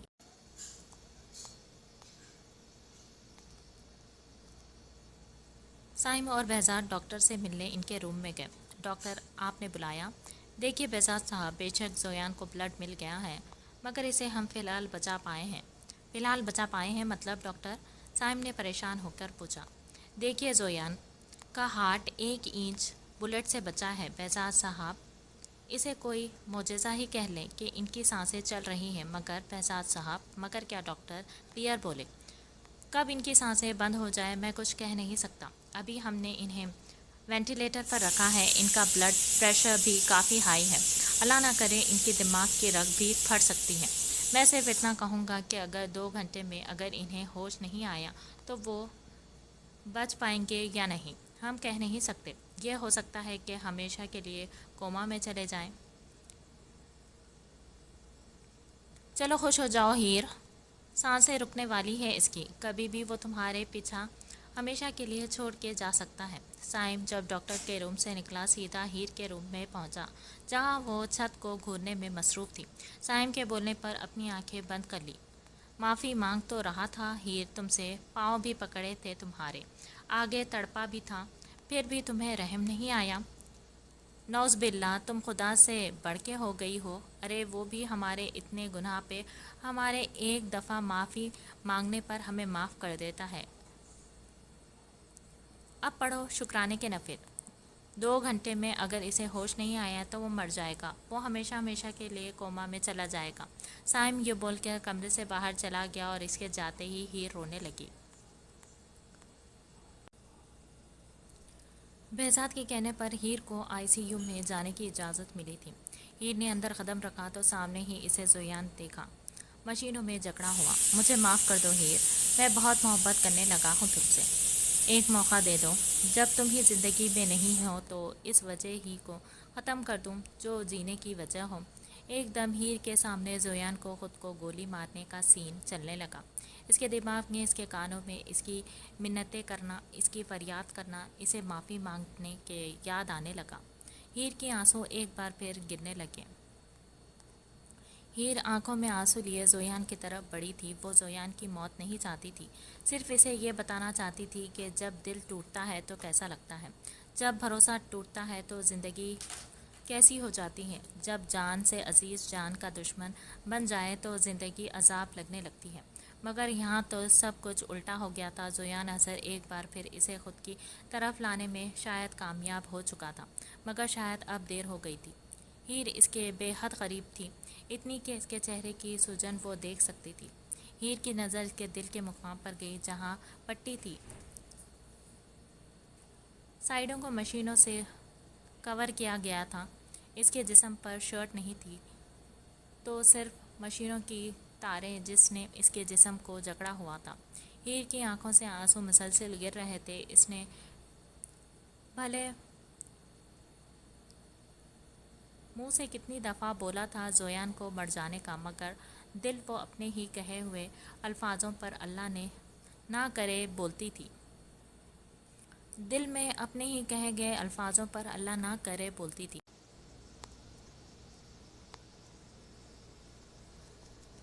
عورت ایک بار جس مرد سے محبت کر لے، نہ تو اس کی جگہ کسی کو دیتی ہے، نہ اس سے کبھی نفرت کرتی ہے۔ ہیر نے اپنا ہاتھ بہت آرام سے زویان کے دل کے مقام پر رکھا۔ ہیر کا ایسا کرنا تھا کہ زویان کے دونوں ہاتھ زور زور سے ہلنے لگے۔ ہارٹ کی CT اسکین مشین میں اس کی ہارٹ بیٹ تیز تیز چلنے لگی۔ زویان کی آنکھوں میں جنبش ہوئی۔ اس کے لبوں سے دھیرے سے کہا، ہیر۔ ہیر نے بہت غور سے اپنا نام سنا تھا۔ اس نے زویان کے ہاتھ پر اپنا ہاتھ رکھا تو زویان نے بند آنکھوں میں بھی اس کا ہاتھ مضبوطی سے تھام لیا تھا۔ بہزاد جو ہیر کے اندر جانے کے بعد شیشے کے اس پار سے اندر کا سارا نظارہ دیکھ رہا تھا، اس نے زویان کا ہیر کا ہاتھ تھامنا والا عمل بھی دیکھا تھا۔ بہزاد نے تقریباً چیختے ہوئے ڈاکٹرز کو آواز دی تھی۔ 10 منٹ بعد ڈاکٹر زویان کے روم سے باہر نکلے اور کہا، اسے معجزہ کہہ لیں کہ زویان کو ہوش آ گیا ہے۔ ڈاکٹر کی بات سن کے ہیر نے آنکھیں بند کر کے ایک لمبی سانس لی تھی۔ وہاں کھڑا ہر نفس خوش تھا۔ مگر بہزاد سر، ایک بات میں آپ کو واضح کر دوں۔ کیا ڈاکٹر؟ اس بار پوچھنے والے اظہر صاحب تھے۔ ذرا سی بھی کوئی پریشانی یا کوئی دکھ، کوئی تکلیف ان کے ہارٹ اٹیک کا سبب بن سکتی ہے۔ بے شک ان کا دل دھڑکنے لگا ہے، مگر اب ان کا دل کمزور ہو چکا ہے۔ ہم ان کے دل پہلے طرح مضبوط کرنے کی کوشش کریں گے دوائیوں کے زیرے، مگر اس میں وقت لگے گا۔ یہ بول کے ڈاکٹرز چلے گئے۔ سبھی تقریباً خوش تھے جب ہیر نے سائم سے کہا، بھائی مجھے گھر چھوڑ دیں۔ سبھی کو بہزاد نے زبردستی گھر پہنچا دیا تھا اور خود رکنا چاہا تھا، مگر ڈاکٹر نے انہیں بھی گھر جانے کو کہا کیونکہ ہارٹ پیشنٹس کے ساتھ وہاں کسی کو بھی رکنے کی اجازت نہیں تھی۔ وہ لوگ خود دھیان رکھتے تھے۔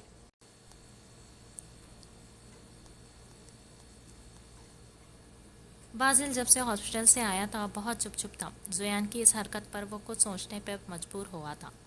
اس نے ہر طرح سے حنزہ کو منانے کی کوشش کی تھی، معافی تک مانگی تھی، مگر وہ تھی کہ اسے ایک موقع بھی دینے کو تیار نہیں تھی۔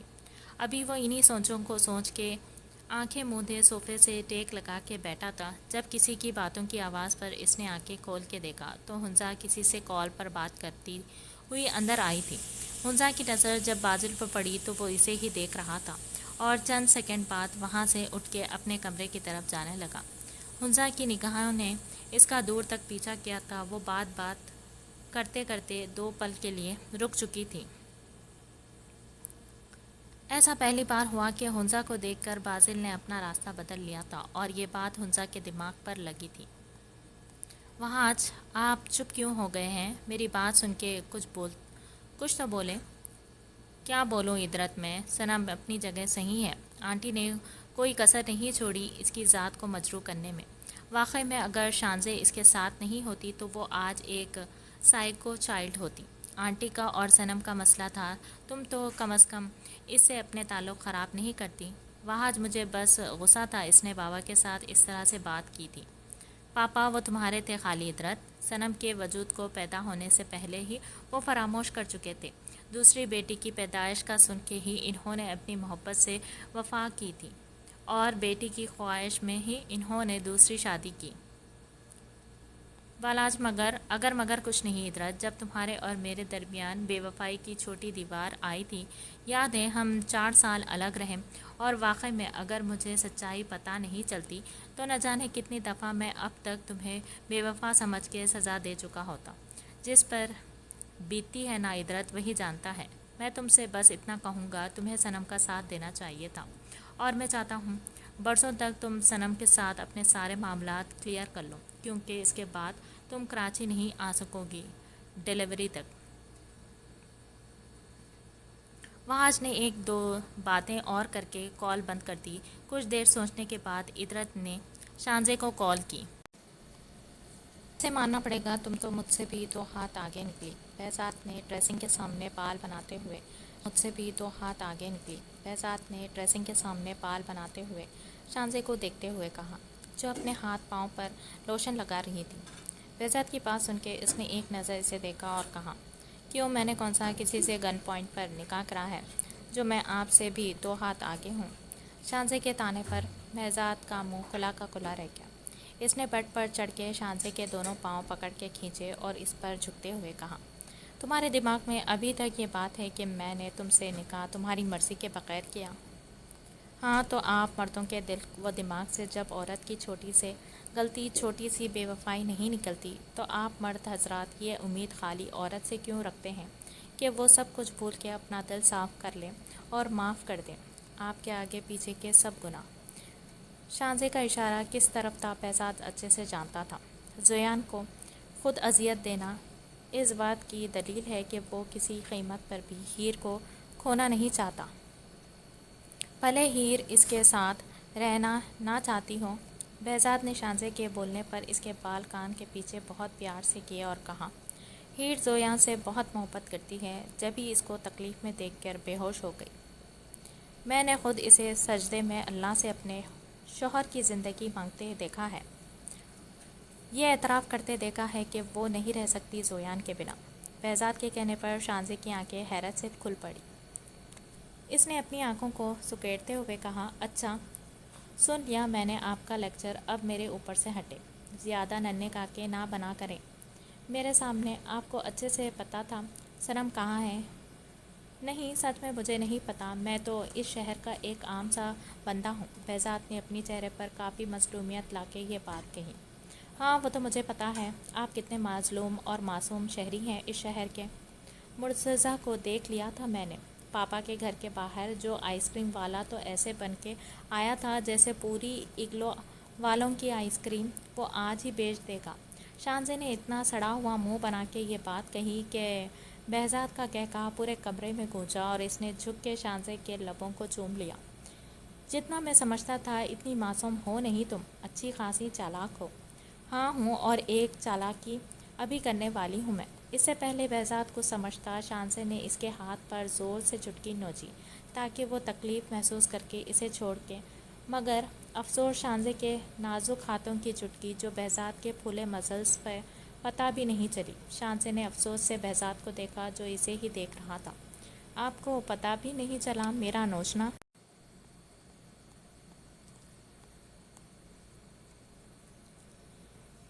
نہیں نہ جان، مگر ایک ٹرائی تم نے کرا مجھے خود سے دور کرنے کا، اب ایک ٹرائی میں کروں گا تمہیں مدہوش کرنے کا۔ اس سے پہلے شانزے کچھ سمجھتی، بہزاد اس کے ہاتھ اپنے ہاتھوں میں قابو کر کے اس کے گردن پر جھک چکا تھا۔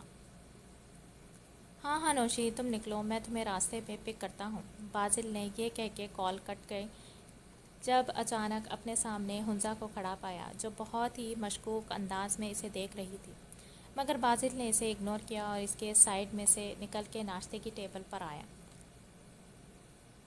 اسٹڈی کمپلیٹ ہونے کے بعد بازل نے اب اپنے بابا کا بزنس جوائن کر لیا تھا۔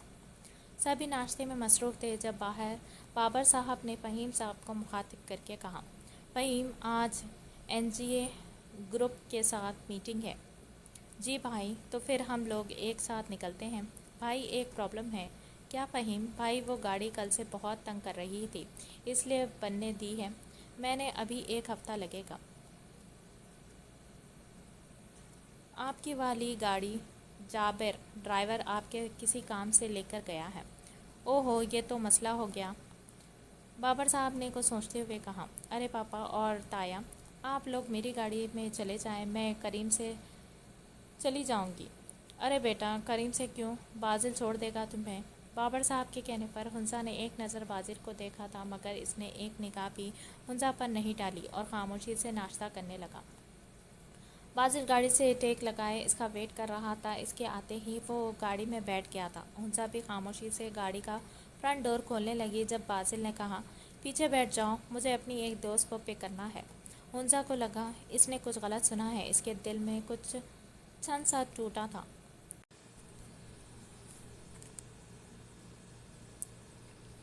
ایسا پہلی بار ہوا تھا کہ بازل نے اس کے لیے گیٹ نہیں کھولا تھا، خود جھک کے اس کی سیٹ بیلٹ نہیں باندھی تھی۔ حنزہ خاموشی سے پیچھے بیٹھ گئی۔ بازل نے گاڑی سٹارٹ کر کے آگے بڑھا دی۔ بازل نے کچھ سوچتے ہوئے میوزک پلے آن کیا۔ مجھے لگتا ہے کہ باتیں دل کی ہوتی لفظوں کی دھوکے بازی۔ تم ساتھ ہو یا نہ ہو کیا فرق ہے؟ حنزہ نے سامنے مرر پر دیکھا تھا، مگر وہاں صرف بازل کی آنکھیں نظر آ رہی تھی جو سامنے مرکوز تھی۔ ایک دم گاڑی کو بریک لگا۔ حنزہ جو اپنی ہی دھن میں مگن تھی، ایک دم گاڑی رکنے پر دیکھا تو ایک بہت ہی خوشگوار شکل کی لڑکی بازل کے فرنٹ سیٹ پر آ کے بیٹھی تھی۔ حنزہ نے ایک آئی برو اچکا کے اسے دیکھا تھا۔ اف، شکر ہے بازل تو ٹائم پر آ گیا۔ میڈم آپ کہیں اور بازل نہ آئے، ایسا ہو سکتا ہے؟ میٹنگ کب کی ہے؟ ابھی بس 1 گھنٹے کے بعد۔ شکریہ بازل، تمہاری وجہ سے مجھے یہ جاب ملی۔ ارے نوشی، میری وجہ سے نہیں، تمہیں تمہاری قابلیت نے جاب دلوائی ہے۔ وہ دونوں آپس میں باتیں کر رہے تھے اور پیچھے بیٹھی حنزہ کا وجود بازل بھلا چکا تھا۔ تب اچانک نوشی کی نظر پیچھے بیٹھی حنزہ پر پڑی۔ ارے یہ بیوٹیفل لیڈی کون ہے بازل؟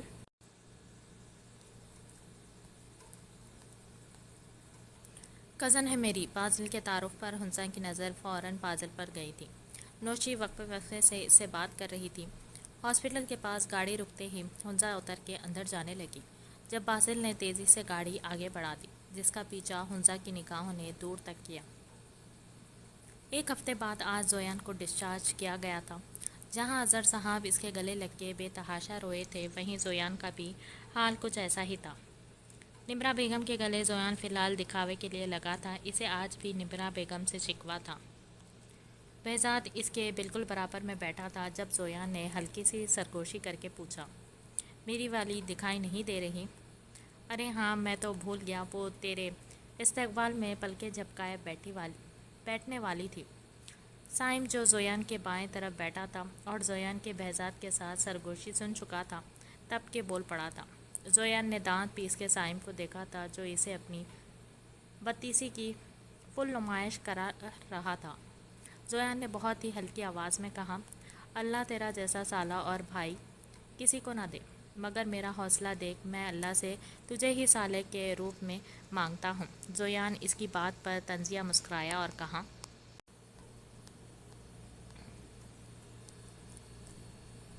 اچھا ہے، بلی کے خواب میں چچڑے ہی دیکھتے ہیں، مگر ہم وہ بلی ہیں جو خواب میں بھی چچڑے چھین کے کھانے کا حوصلہ رکھتے ہیں۔ وہ دونوں آپس میں طنز کے تیر چلا رہے تھے جب ہال میں ہیر کے سلام کی آواز گونجی۔ زویان نے اس کی آواز پر فوراً اسے دیکھا جو سب کو چائے سرو کر رہی تھی، مگر زویان کا کپ اس نے اسے ہاتھ میں دینے کے بجائے ٹیبل پر رکھ دیا۔ ہیر کی اس حرکت پر زویان کا منہ کھلا کا کھلا رہ گیا، کیونکہ اسے نے بہزاد اور سائم کے ہاتھوں میں چائے کا کپ دیا تھا۔ زویان کی شکل دیکھ کر سائم نے اپنی مسکراہٹ چھپانے کے لیے فوراً اپنا کپ اپنے لبوں سے لگایا، مگر زویان سے یہ عمل چھپ نہ سکا۔ ہنس لو، ایک دن اگر تم سے منتیں نہ کروائی اپنی بہن سے ملنے کے لیے تو میرا نام بدل دینا۔ जोयान ने यह कहकर दोबारा निगाहें हीर पर डाली, जो सफ़ेद और डार्क पर्पल की सिंपल फ्रॉक में शांजे के बराबर में बैठी थी। मुझे कब मिलवाने लेकर चल रही हो सनम से? अभी तो वो मुझसे भी नहीं मिलने जा रही, निहाल के साथ बिजी है, मंगनी के चक्कर में। कल रिंग विंग लेने जा रही है। हैं, सच बोल रही हो शांसे? हाँ, तो बताया तो था तुम्हें निहाल भाई का। हाँ यार, भूल गई। वो दोनों अपनी अपनी बातों में लगी थी जब निम्रा की फैमिली आई, जिसमें इदरत, बाजिल और हुंजा भी थे। बाजिल ने भी जोयान को जाके ज्वाइन किया। अब वो चारों बातें कर रहे थे जब इदरत ने बहजाद को कुछ इशारा किया, जिसे समझ के बहजाद ने जोयान के कान में कुछ कहा। जोयान ने बहजाद की बात सुन के हाँ में गर्दन हिलाई और कहा, शांजे। शांजे को पुकारने पर बहजाद ने इसे आईब्रो उचका के देखा। जब जोयान ने साफ कहा, भाई मैं तो ना मामी बोलूँगा और ना ही भाभी, क्योंकि मुझसे उम्र में छोटी है, तो जैसी सनम है वैसी शांजे भी। शांजे, मुझे सनम से मिलना है। जोयान के बोलने पर हॉल में जैसे एकदम सन्नाटा सा छा गया। जोयान, इस बारे में हम बाद में बात करेंगे। शांजे ने फिलहाल इसे टालना चाहा। नहीं शांजे, मुझे आज ही सनम से मिलना है, और जब तक वो मुझसे मिलने नहीं आएगी मैं कोई मेडिसिन नहीं लूँगा। जोयान, ये क्या बच्चों वाली ज़िद है? अजय साहब एकदम बोल पड़े। पापा, मैं जो कह दिया वो कह दिया। मुझे पता है मुझे ब्लड इसी ने दिया है, और भी बहुत सी बातें इससे करनी हैं, लिहाजा इसको आप आज की तारीख में ले आओ। तुम्हारा दिमाग ख़राब हो गया है शायद। शांजे एकदम गुस्से में बोलने लगी। शांजे। बहजाद ने फ़ौरन शांजे को टोका था। मुझे मत बहजाद, इसे समझाएं, ये पागल हो गया है। सनम कभी नहीं मिलेगी किसी से भी, कभी नहीं। इसने मुझे वार्न किया है, अगर मैंने इसे फोर्स किया तो वो मुझसे भी दूर हो जाएगी। ठीक है, मैं आपको फोर्स नहीं करना कर रहा शांसे। जोयान एकदम बोल पड़ा था, मगर मुझे सनम से मिलना है। मैं इसको बहुत कुछ गलत बोल चुका हूँ। आप मुझे बस इसका नंबर दे दें, इतना तो कर सकती हैं। उफ जोयान, तुम क्यों नहीं समझ रहे? वो किसी से राबता करना नहीं चाह रही। आप मुझे देती नंबर प्लीज़। मैं दे दूँगी।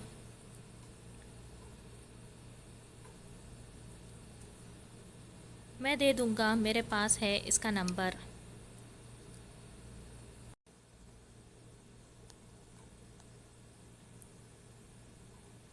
बहजाद के अचानक बोलने पर शांसे ने मुंह खोले इसे देखा तो पलट के बहजाद ने इसे आंख मारी। सब भी थोड़ी देर बैठ के चले गए। जोयान को साइम और बाजिल ने इसके कमरे में पहुंचाया। जोयान 2 मिनट सुकून से लेटा। जब इसने बाजिल को देखते हुए पूछा, तेरा मामला कहाँ तक पहुंचा? मानी हुंजा भाभी? जोयान के पूछने पर बाजिल, जो ड्रेसिंग पे से इसकी मेडिसिन उठा रहा था, तंजिया मुस्कुराया और कहा, छोड़ दूंगा इसे इसकी खुशी के लिए।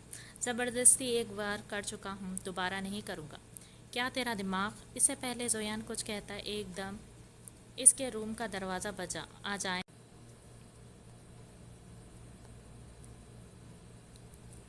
इजाज़त मिलते ही हुंजा ने हल्का सा कमरे में झांका, जिसे झांकता देखकर बाजिल रुख मोड़ गया। मुझे हॉस्पिटल के लिए निकलना है। निम्रा आंटी और इदरत आपी अभी यहीं है, तो क्या तुम छोड़ दोगे मुझे हॉस्पिटल? हुंजा के कहने पर साइम और जोयान दोनों ने बाजिल की तरफ देखा, जो हल्का हल्का मुस्कुरा रहा था। अपनी मुस्कुराहट छिपाई और बिना रुख मोड़े कहा, नहीं, मुझे अभी ज़रा अपनी एक दोस्त को पिक करना है ऑफिस से, तुम चली जाओ। बाजिल के बात सुन के हुंजा का चेहरा एकदम रोने वाला हो गया था, जिसे देख के साइम और जोयान ने फ़ौरन निगाह झुकाई। हुंजा ने ओके कहा और ज़ोर से दरवाज़ा बंद करके चली गई। इसके जाते ही बाजिल के लब खुलकर मुस्कुराए थे। बाजिल को मुस्कुराता देख बाजिल और साइम भी मुस्कुराने लगे, और दोनों ने एक साथ कहा, बहुत बड़ा कमीना है साले। इन दोनों के ऐसा कहने पर बाजिल का कहका गूंजा और इसने कहा, अगर इसके मुंह से ना कहलवाया ना कि ये नहीं रह सकती मेरे बिना, तो मेरा नाम भी बाजिल बाबर नहीं। मोहब्बत करती है मुझसे, बहुत नहीं रह सकती मेरे बिना, ना मुझे बर्दाश्त कर सकती है किसी और के साथ, इसीलिए इसके साथ ये ड्रामा कर रहा हूँ। फ्रेंड वाला, जिसकी शुरुआत इसी के सामने हुई थी। ये मशवरा किसने दिया तुझे? जोयान के पूछने पर इससे पहले इस पे बाजिल कुछ बोलता, साइम बोल पड़ा।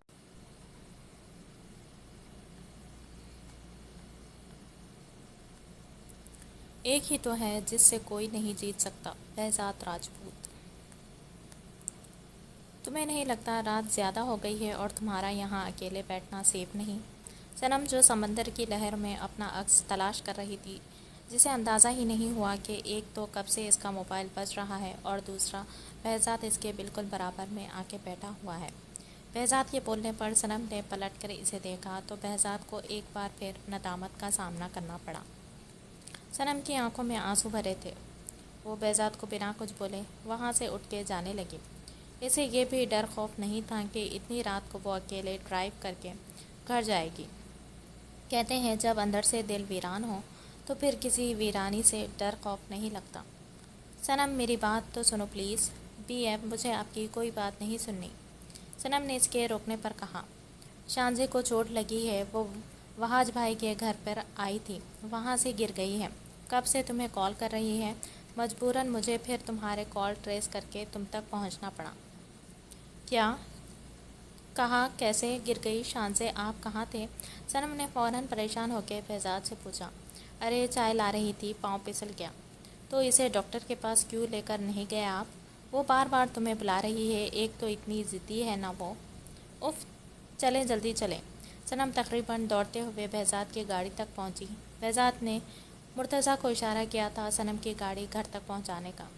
بہزاد نے گاڑی سٹارٹ کر کے آگے بڑھا دی، مگر وہ یہی سوچ سوچ کر پریشان ہو رہا تھا کہ ادرت کی منتیں کرنے پر شانزے نے یہ ڈرامہ کر تو دیا تھا اور بہزاد کو بھی اس میں شامل کیا کہ وہ جا کے صنم سے بولے کہ میں گر گئی ہوں۔ اسی صورت میں وہ پریشان ہو کر ایک ساتھ آپ کے ساتھ آئے گی، مگر اب بہزاد کو اپنی بیوی کو بچانا تھا صنم سے، کیونکہ جب صنم کو پتہ چلے گا کہ سب ڈرامہ تھا اسے ادرت اور زویان سے ملانے کے لیے، تو نہ جانے وہ کیسا ریئیکٹ کرے۔ شانزے شانزے، صنم نے گھر میں داخل ہوتے ہی اسے پکارنا شروع کر دیا تھا۔ آ گئی ادرت آپی، صنم، شانزے نے فوراً اس کی آواز سن کے کہا۔ زویان، سائم بھی اس کی آواز سن چکے تھے۔ سائم کے لاکھ منع کرنے کے باوجود زویان کی ضد پر سائم اسے لے کر نیچے جانے لگا تھا۔ صنم نے جب شانزے کو اپنے سامنے صحیح سلامت دیکھا اور برابر میں ادرت کو دیکھا تو اس کا غصہ 7ویں آسمان پر پہنچ گیا تھا۔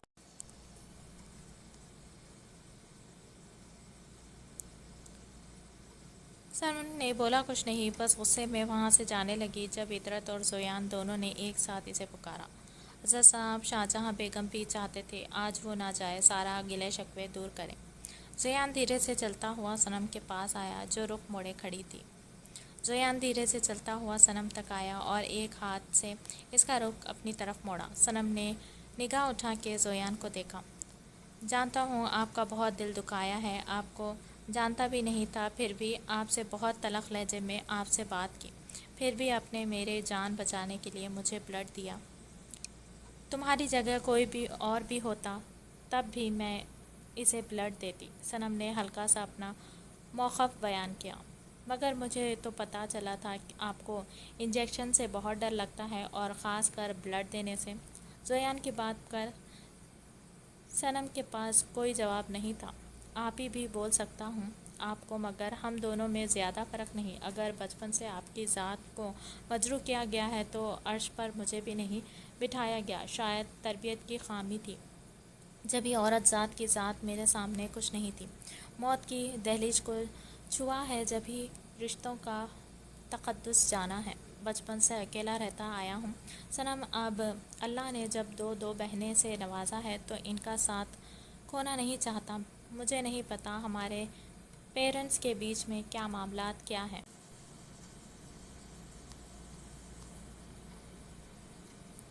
مگر میں اب اپنی فیملی کے ساتھ رہنا چاہتا ہوں، جس میں میری 2 مائیں، میری 2 بہنیں، میری کزنز، میرے ماموں اور میری بیوی شامل ہیں۔ بیوی کے لفظ پر جہاں ہند نے زویان کو پرشکوہ نگاہوں سے دیکھا تھا، وہیں زویان نے بھی اسے اپنی نگاہوں میں سمایا تھا۔ زویان کے چپ ہوتے ہی صنم کی ہچکیاں ہال میں گونجنے لگیں، جو نگاہیں نیچی کر کے رونے میں مصروف تھی۔ شانزے آگے بڑھ کے اسے سہارا دینے کے لیے، مگر بہزاد نے آج اسے روک لیا۔ وہ چاہتا تھا آج صنم ایک آخری بار رو کے دل ہلکا کر لے۔ صنم کو روتا دیکھ کر ادرت نے بھی آگے بڑھ کر اس کے سامنے اپنے دونوں کان پکڑ کے سوری کہا۔ یار، تمہارے چنو منو روز اپنی خالہ کو پوچھتے ہیں۔ ادرت کے ایسے بولنے پر صنم نے روتے روتے مسکراتے ہوئے ادرت کو دیکھا اور کہا، نام میں رکھوں گی ان دونوں کا۔ یہ کہہ کر وہ عطرت کے گلے لگ گئی تھی۔ یار میں بھی کھڑا ہوں سینے پہ گولی کھا کے، مجھے بھی تو پتہ چلے میرے لیے دوسری بہن کے جذبات۔ زویان کی آنکھوں سے بھی آنسو گر رہے تھے۔ صنم نے ایک نظر زویان کو دیکھا اور اس کے کھلے ہاتھ کو کچھ سوچتے ہوئے وہ زویان کے ہاتھ میں سما گئی اور ایک بار پھر بلک بلک کر رونے لگی۔ زویان نے عطرت کو بھی اشارہ کیا تو وہ اپنے بھائی کے گلے لگ گئی۔ آج دونوں بہنوں کو ان کا محافظ مل گیا تھا، ایک ہی صحیح مگر ان کا آج مان تھا کہ ان کا بھی بھائی ہے۔ آج ملن پر وہاں کھڑے ہر شخص کی آنکھیں نم تھیں۔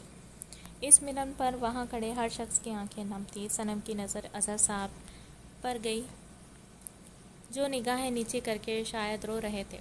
صنم زویان سے الگ ہوئی اور اظہر صاحب کی طرف بڑھنے لگی۔ شاہجہاں، بہزاد، وہاج اور خاص کر زویان کو پل بھر کو سانپ سونگھ گیا تھا۔ صنم اظہر صاحب کے پاس پہنچی اور دھیرے سے انہیں پکارا، پاپا۔ صنم کے بولنے پر وہاں کھڑا ہر شخص شاکڈ ہونے کے ساتھ ساتھ خوش بھی تھا۔ صائم آج بہت غور سے صنم کو دیکھ رہا تھا۔ اس نے کیا کھویا تھا صنم کے روپ میں، آج اسے شدت سے افسوس ہو رہا تھا، مگر وہ جانتا تھا وہ اسے حاصل کر لے گا۔ صنم کے پاپا بولنے پر اظہر صاحب نے شاکڈ انداز میں نگاہ اٹھا کے اپنے سامنے کھڑی صنم کو دیکھا۔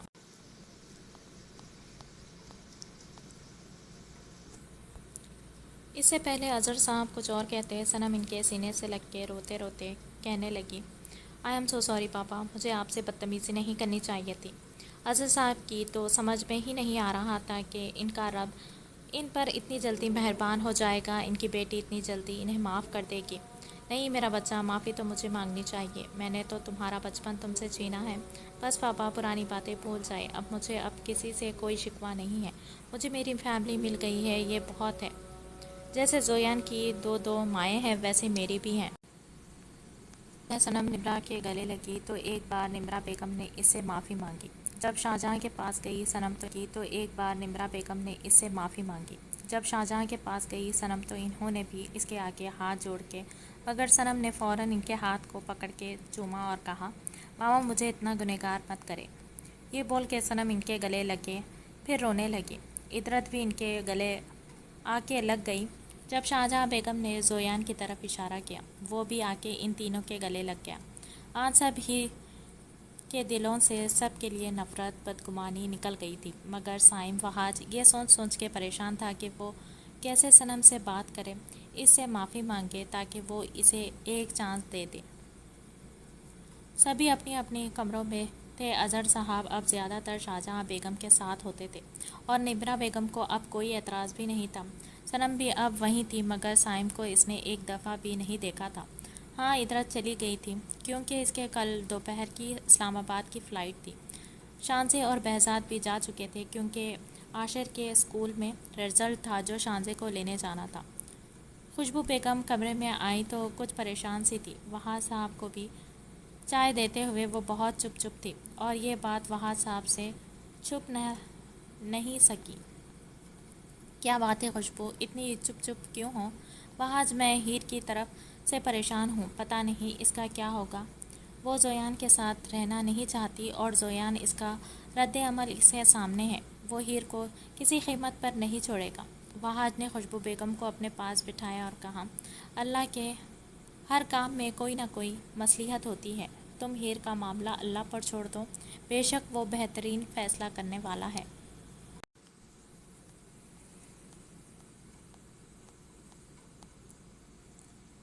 بیٹا مان جاؤ میری بات، تم کیسے کرو گے شرٹ چینج؟ نمرا بیگم پچھلے 20 منٹ سے اس کے آگے منتیں کر رہی تھی، مگر وہ تھا کہ ضد پر اڑا تھا کہ شرٹ تو وہ خود چینج کر لے گا یا پھر اس کی بیوی اس کے کام کرے گی، اور اگر اس نے منع کیا تو وہ خود کرے گا، اپنے کام کسی کا احسان نہیں لے گا۔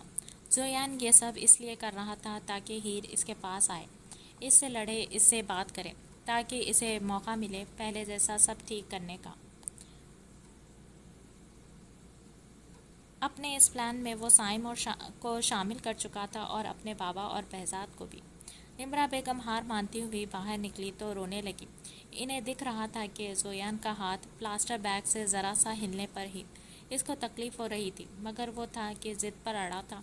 وہ اپنے آنسو صاف کرتے ہوئے کچن میں آئی تو ہیر سے ان کا سامنا ہوا۔ हीर इनकी आंखों में नमी देख चुकी थी, इसलिए फौरन परेशान होकर पूछने लगी, आंटी क्या बात है, आप रो रही हैं? क्या करूं बेटा, रो नहीं तो वो जोयान, क्या हुआ जोयान को? हीर का दिल एकदम तेज धड़का था। पागल हो गया है, कहता है शर्ट खुद चेंज करेगा। अब बताओ वो कैसे कर सकता है खुद से, अभी तो हॉस्पिटल से आया है। मैंने कहा मैं चेंज करवा देती हूँ तो गुस्सा करने लगा, कहने लगा ये तो खुद चेंज करेगा। या फिर आगे की बात बोलते हुए निम्रा बेगम को थोड़ी झिझक हुई थी। या फिर आंटी क्या बोला इन्होंने? उनके सामने साइम के कमरे की तरफ था। दरवाज़ा नॉक करके इसने अंदर झांका तो साइम कुछ फाइलों को देख रहा था। हीर को देख के इसने फाइल को बंद किया और कहा, खैरियत हीर तुम इस वक्त? हाँ भाई, वो असल में हीर ने ये कमरे की तरफ था। दरवाज़ा नॉक करके इसने अंदर झांका तो साइम कुछ फाइलों को देख रहा था। दरवाज़ा नॉक करके इसने अंदर झांका तो साइम कुछ फाइलों को देख रहा था। हीर को देख के इसने फाइल को बंद किया और कहा, खैरियत हीर तुम इस वक्त? हाँ भाई, वो असल में हीर ने ये बात बोल के निम्रा बेगम वाली सारी बात साइम को बता दी। भाई आप जाके चेंज करवा दें। हीर मैं गया था, मैंने कहा भी कि मैं करता हूँ तेरे पास, मैं रुकता हूँ तेरे पास, तो गुस्सा से कहने लगा, मुझे एहसान नहीं चाहिए, अब तुम बताओ मैं क्या करूँ? मैंने कहा मैं बाजिल से कहकर हुंजा भाभी के हॉस्पिटल से कोई वार्ड बॉय रखवा देता हूँ, तो और गुस्सा करने लगा। वही निम्रा आंटी वाली बात दोहराई, अगर मेरी बीवी मेरा काम करेगी तो सही है, वरना मैं खुद कर लूँगा, भले मेरे दिल में कितनी भी तकलीफ़ हो। साइम यूँ बोल के गौर से हीर का चेहरा देखने लगा, जहाँ फिक्रमंदी के साथ साथ गुस्सा भी था। हीर एक बात पूछूं? जी भाई, अल्लाह को हाजिर रख के जवाब देना। पूछे भाई, तुम आज भी मोहब्बत करती हो ना जोयान से? आज भी इसे शौहर मानती हो ना अपना? साइम के पूछने पर हीर थक के वहीं सोफे पर बैठ गई, अपना सर अपने हाथों में गिरा लिया। हीर इधर देखो मेरी तरफ। साइम ने इसका चेहरा थाम के ऊपर किया तो वो रो रही थी। हीर आज भी वो तुम्हारा शौहर है, पहले तुम इससे गुस्सा हो, इसके धोखे से तुम्हारा दिल टूटा है, मगर यकीन जानो वो तुमसे दीवानों की तरह मोहब्बत नहीं इश्क करता है। एक बार इसे मौका दे के देख लो। आज वो बहुत तकलीफ़ में है, मोहब्बत के नाते ना सही, शौहर होने के नाते इसकी खिदमत कर लो। मैं जानता हूँ इसे बहुत ज़िद्दी है वो, अगर तुम नहीं गई तो वो गुस्से में शर्ट खींच कर लेगा, चेंज कर लेगा और अपनी स्टिचेस भी ख़राब कर लेगा। हीर ने अपने आंसू साफ किए और खड़े होकर कहा, मोहब्बत का गला अपने हाथों से घोटा है जोयान ने भाई। हाँ, मगर मैं फिर भी जाऊंगी, क्योंकि मैं आज भी इसके निकाह में हूँ। इसलिए नहीं क्योंकि मुझे इससे मोहब्बत है, बल्कि इसलिए क्योंकि अल्लाह का फरमान है कि अगर मेरे बाद दूसरा सजदे का हुक्म होता तो शौहर को होता। सिर्फ़ अल्लाह की रज़ा के लिए मैं इनकी खिदमत करूँगी। जब तक वो सही नहीं हो जाते रहूँगी इनके साथ, करूँगी सारे काम, नहीं छोड़ना चाहते ना छोड़ें मुझे, मगर मैं अब कभी इनसे मोहब्बत नहीं कर सकूँगी। इतना बोल के हीर कमरे से निकल गई तो साइम ने अपनी जेब से में रखा फ़ोन अपने कान से लगाया, जिसमें जोयान की कॉल लगी थी, जो साइम ने जोयान के कहने पर करी थी। जोयान ने कहा था, जैसे ही हीर तेरे पास आए तू मुझे कॉल लगा के मोबाइल जेब में डाल लेना, ताकि वो हीर की बातें सुन सके। सुन लिया तूने? साइम के कहने पर जोयान मुस्कुराया और कहा, एक बार मेरे पास आने दे इसे। साइम, इतना यकीन है मुझे खुद पे और अपनी मोहब्बत पे कि दोबारा इसे खुद से मोहब्बत करने पर मजबूर कर दूंगा।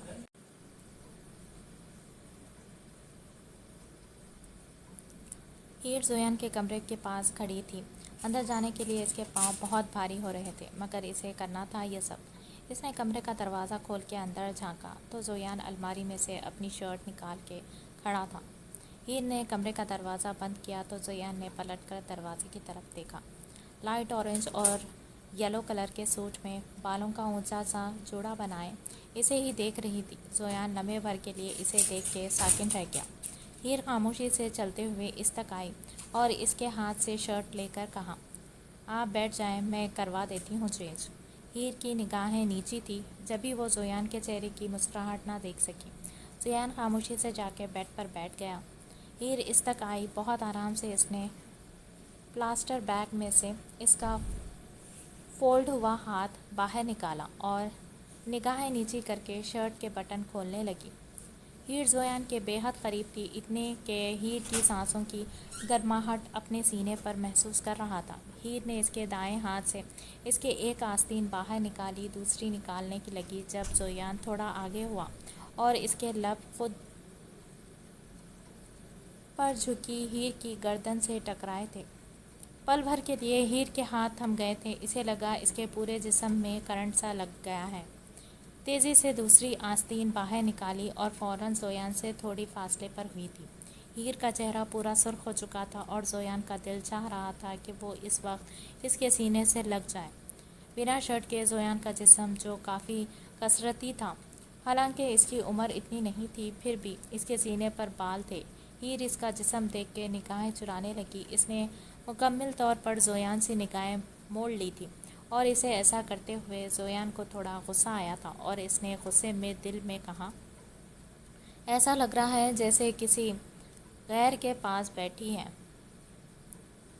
تھوڑا سا صاف کر دو سینہ میرا گیلا کپڑے سے، دوائیوں کی بدبو آ رہی ہے، اور ڈریسنگ کر دو یہاں کی۔ زویان نے اپنے زخمی دل پر انگلی رکھتے ہوئے کہا۔ ہیر نے ایک نظر اس کے دل کے مقام پر ڈالی جہاں پٹی بندھی تھی۔ ہیر نے ہاں میں گردن ہلائی اور اس کے سینے پر سے پٹی ہٹانے کی کوشش کرنے لگی۔ ایسا کرتے ہوئے اس کے ہاتھ کانپ رہے تھے، جو زویان اچھے سے محسوس کر سکتا تھا۔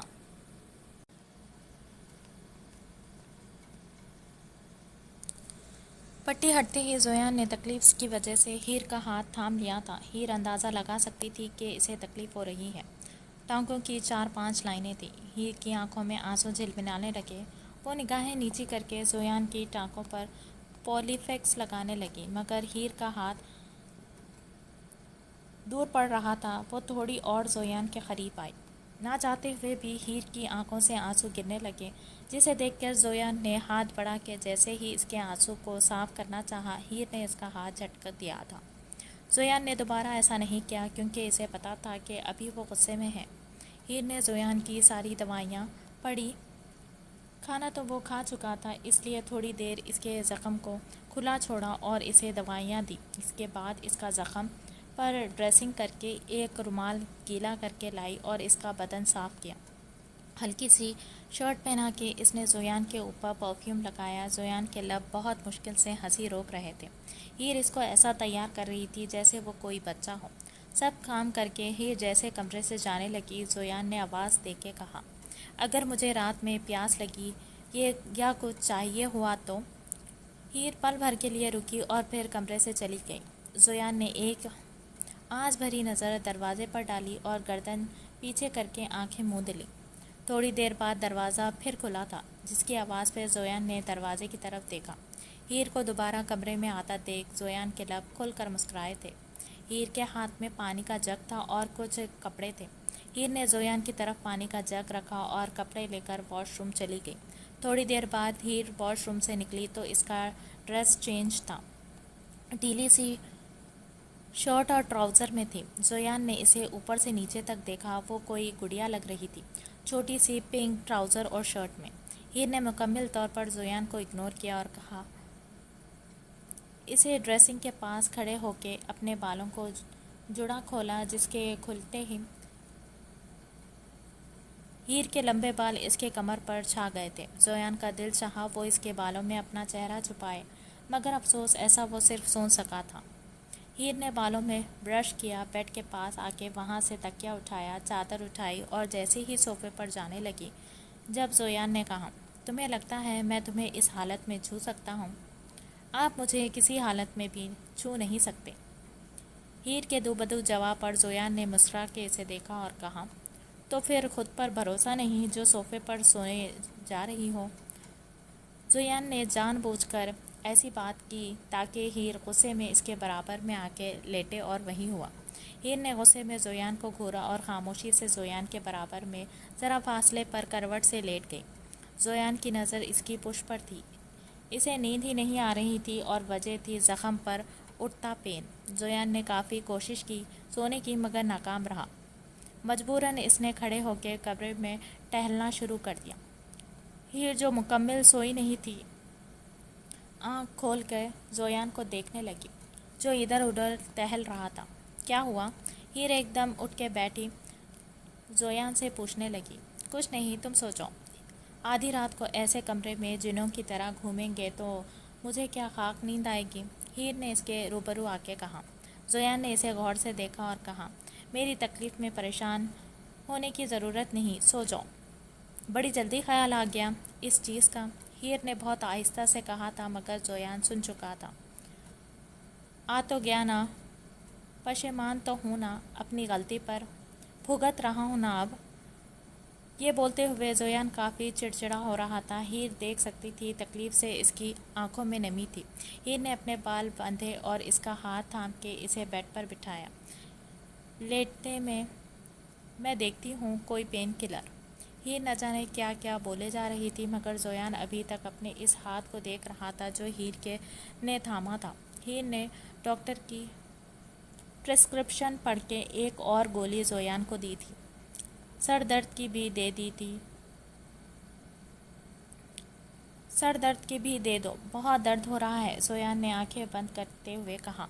सर दर्द की गोली का मुझे अंदाज़ा नहीं और अभी आपको कोई और मेडिसिन दे नहीं सकती। लेट जाएं, मैं दवा देती हूँ।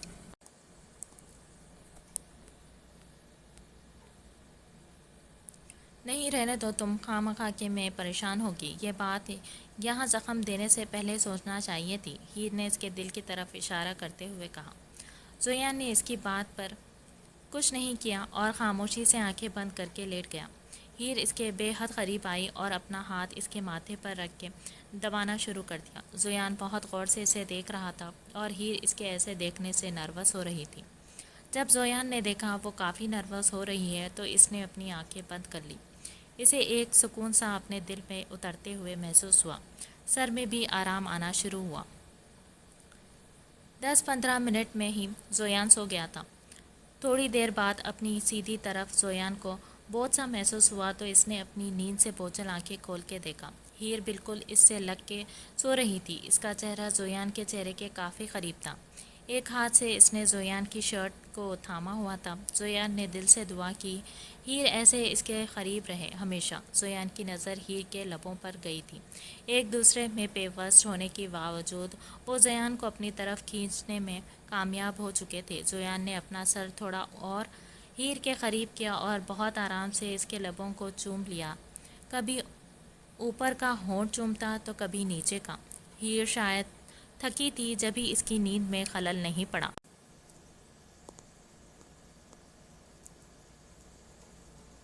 जोयान ने इसके लबों से अपने लब हटाए और इसके बालों में मुंह छुपा के सो गया।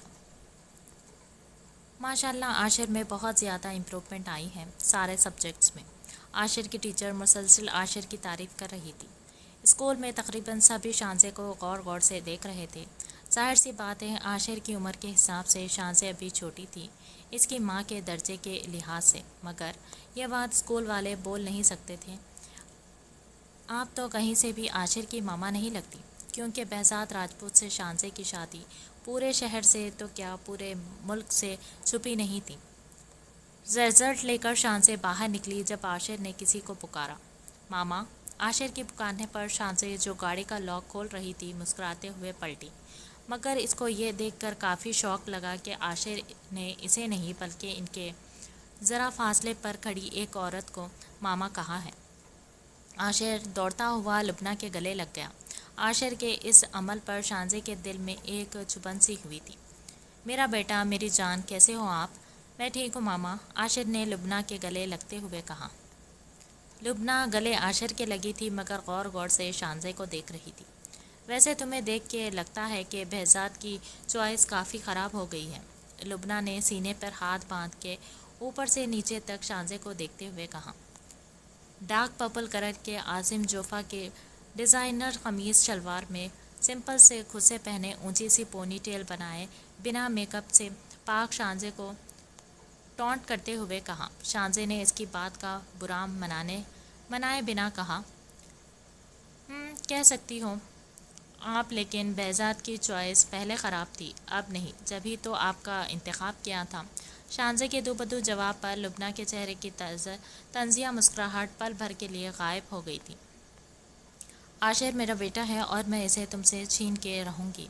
بس یہی اس بچے کی بدقسمتی ہے کہ تم جیسی عورت اس کی ماں ہے، جس نے اپنی جسمانی ہوس پوری کرنے کے لیے پیسوں کی لالچ میں ایک بے پناہ محبت کرنے والے شوہر کی عزت کو داغدار کیا۔ اپنے یار کے ساتھ جسمانی تعلقات رکھتے ہوئے ایک بار بھی اسے پہلے شان سے اپنی بات پوری کرتے لبنہ نے اسے تھپڑ مارنے کے لیے ہاتھ اٹھایا۔ شانزے نے وہی ہاتھ درمیان میں رکھ کے دوسرے ہاتھ سے لبنہ کا منہ دبوچتے ہوئے کہا، نہ نہ لبنہ آنٹی۔ آنٹی کہنے پر لبنہ نے غصے میں شانزے سے اپنا منہ چھڑوانا چاہا۔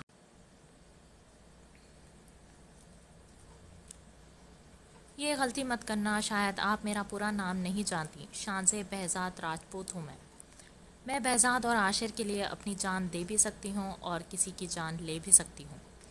یہ بولتے ہوئے شانزے نے اس کے ہاتھ کے ساتھ اس کا منہ بھی چھوڑا اور کہا، اچھے سے جانتی ہوں میں کیوں تمہیں اچانک اپنے بیٹے سے محبت کے ساتھ جاگ گئی ہیں، مگر اس بار تم عاشر کو بہزاد سے چھین نہیں سکتی۔ یاد رکھنا، ایک موبائل فون دینے سے تم عاشر کو تو ممتا کے جھوٹے جال میں پھنسا سکتی ہو، مگر اسے چھین نہیں سکتی۔ یہ کہہ کر شانزے نے عاشر کا ہاتھ تھاما اور گاڑی سٹارٹ کر کے چلی گئی۔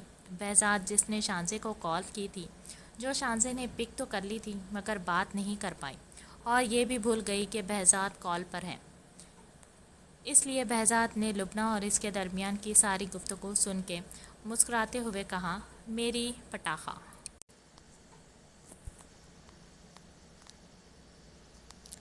فجر کی نماز پڑھ کے تھوڑا سا قرآن پاک پڑھ کے ہیر نے پاس جا کے زویان کو دیکھا جو سویا ہوا تھا۔ ایسا ہیر کو لگا۔ ہیر نے اس پر جھک کے ہلکی سی پھونک ماری اور خاموشی سے گیٹ کھول کے باہر جانے لگی۔ دروازہ بند ہوتے ہی زویان کی آنکھیں کھلی اور اس کے لب مسکرائے تھے۔ کل کی رات اس کی سب سے خوبصورت رات تھی۔ ہیر نے جس طرح اس کا خیال رکھا تھا، زویان کو بہت شرمندگی ہو رہی تھی۔ وہ بہت زیادہ ہیر کو تکلیف پہنچا چکا تھا، مگر اب وہ ہیر کو اتنی محبت اور عزت دینا چاہتا تھا کہ وہ زویان کی دی گئی تکلیف دل سے بھلا دے۔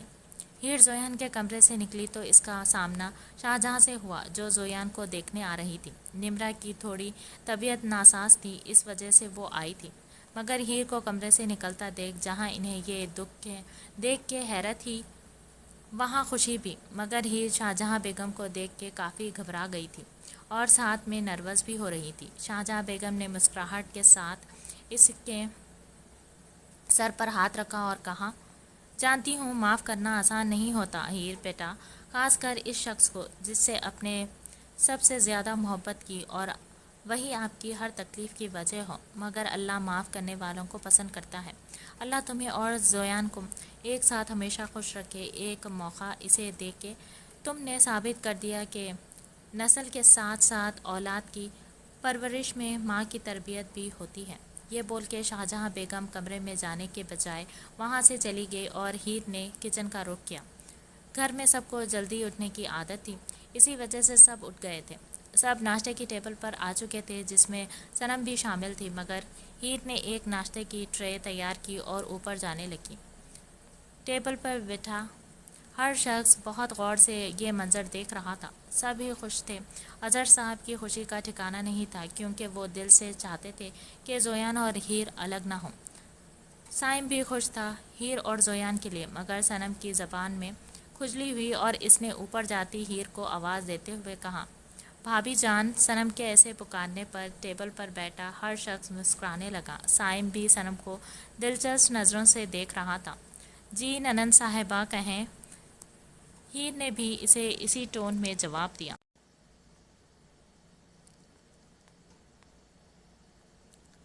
وہ اصل میں سوچ رہی تھی، اگر آپ میرے بھائی کی خدمت سے فری ہو کے میرے ساتھ ذرا نہال کے گھر تک چلتی۔ صنم نے کافی مسکرا کے نہال کا نام لیا تھا، جو وہاں بیٹھے کسی نفوس نے نوٹ کیا ہو یا نہ کیا ہو۔ سائم نے ضرور کیا تھا۔ جی نہیں، ان کی ذمہ داری آپ پر ہے اور آپ ہی انہیں اچھے سے ہینڈل کر سکتی ہیں، لہٰذا مجھے بخشیں۔ یہ کہہ کر تقریباً بھاگنے والے انداز میں ہیر سیڑھیاں چڑھنے لگی۔ ہیر کی اس حرکت پر ایک بار پھر سب کا قہقہا گونجا، مگر سائم کے حلق سے ناشتہ اترنا اب مشکل تھا۔ ہیر کمرے میں ناشتہ لے کر پہنچی تو زویان اٹھ چکا تھا۔ ٹرے رکھی اور ٹاول گیلا کر کے اس کے ہاتھ صاف کرنے لگی۔ اسے اندازہ ہو گیا تھا کہ وہ منہ دھو چکا ہے اور برش بھی کر چکا ہے۔ ہیر نے اسے اپنے ہاتھوں سے ناشتہ کروایا جبکہ اس کا سیدھا ہاتھ ٹھیک تھا۔ زویان نے ایک دم اس سے پوچھا، تم نے کیا ناشتہ؟ نہیں، ابھی موڈ نہیں۔ زویان ہیر کی بات پر خاموش ہو کے اسے دیکھنے لگا۔ زویان نے پاس رکھا چائے کا کپ اپنے ہونٹوں سے لگا کے تھوڑی سی چائے پی اور پھر وہی کپ ہیر کی طرف بڑھا دیا۔ میرے ساتھ کر لو ناشتہ۔ نہیں، ہیر نے خاموشی سے نگاہیں جھکا کے کہا اور زویان کے لیے سلائس کا لقمہ توڑنے لگی۔ ہیر، ناشتہ کرو میرے ساتھ۔ نہیں، ٹھیک ہے، پھر لے جاؤ، مجھے بھی نہیں کرنا۔ ہر بات غصے کیوں کر رہے ہیں؟ یہ لو چائے پیو۔ زویان نے اس کے آگے چائے کا کپ کیا، اس کی بات اگنور کر کے۔ میں نہیں پی رہی۔ دل پر ماری ہے گولی میں نے، کوڑ نہیں ہے مجھے جو میرا جھوٹا نہیں کھا سکتی۔ ہر بات میں بکواس کیوں کرتے ہیں؟ اللہ نہ کرے آپ کو کچھ ہو۔ آنٹی اور انکل کا خیال نہیں آپ کو؟ تو پھر کرو ناشتہ میرے ساتھ جب اتنا کر رہی ہو میرے لیے تو مت دلاؤ مجھے ضد۔ ہیر نے اس کے ہاتھ سے خاموشی سے چائے کا کپ لے کر اپنے ہونٹوں سے لگا لیا۔ زویان نے مسکراتے ہوئے بہت دھیرے سے آگے بڑھ کے اس کے ماتھے کو اپنے لبوں سے چھوا تھا۔ ایسا کرنے پر ہیر پیچھے نہیں ہوئی تھی مگر غصے میں اپنا ماتھا ضرور صاف کیا تھا، اور ہیر کی اس حرکت پر زویان نے مسکراتے ہوئے نفی میں گردن ہلا دی تھی۔ اچھے کام دھندے پر لگایا ہے تو نے۔ نہانا تجھے ہے اور تیری ڈھیلی ڈھیلی شرٹس میں لاؤں؟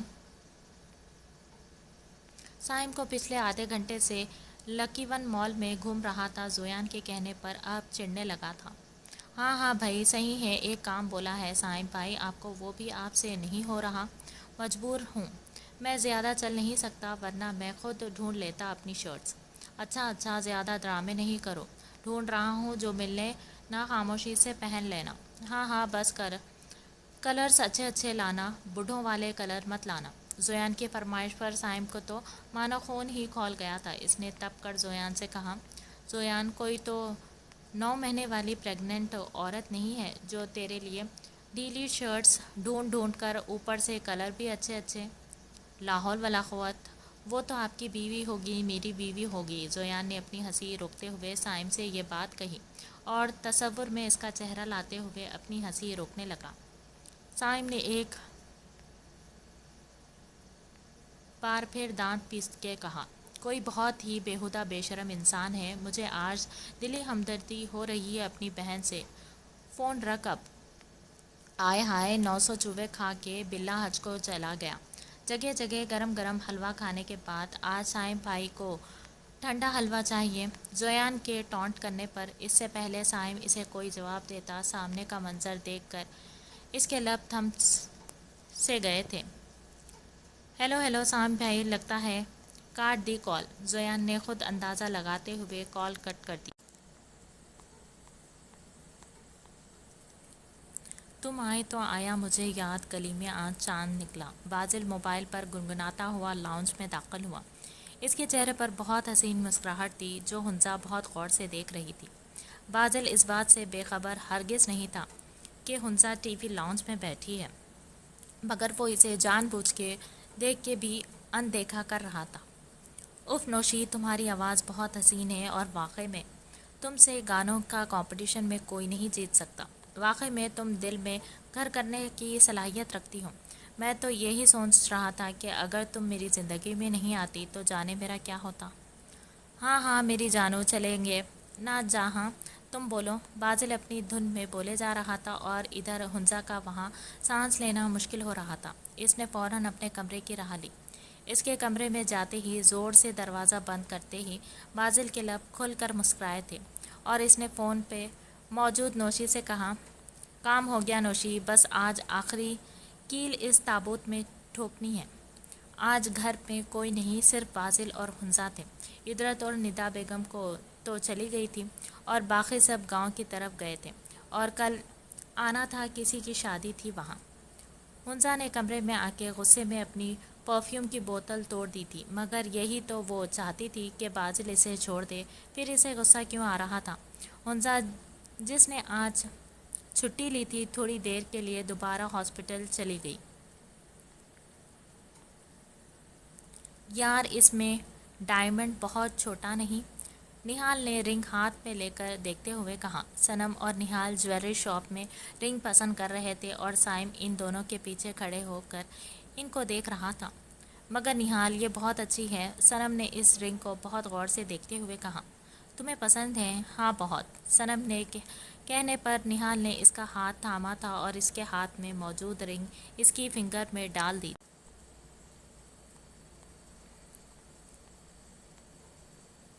سائم نے جب یہ منظر دیکھا تو اس کی آنکھوں کو آگے منظر دھندلا نظر آنے لگا اور وجہ تھی اس کی آنکھوں میں جمع ہونے والے آنسو۔ اسے لگا وہ اگلا سانس نہیں لے پائے گا۔ ایک دم اس کی آنکھوں سے تیزی سے آنسو جاری ہونے لگے۔ اس نے ایک نظر صنم کو دیکھا اور اس کے ساتھ کھڑے نہال کو، جسے دیکھ کے سائم کا بس نہیں چل رہا تھا کہ اسے جان سے مار دے۔ سائم نے اپنے آنسو صاف کیے اور جیسے تیسے زویان کی شرٹس لے کے مال سے نکل گیا۔ زویان کے ٹانکے اب کھل چکے تھے۔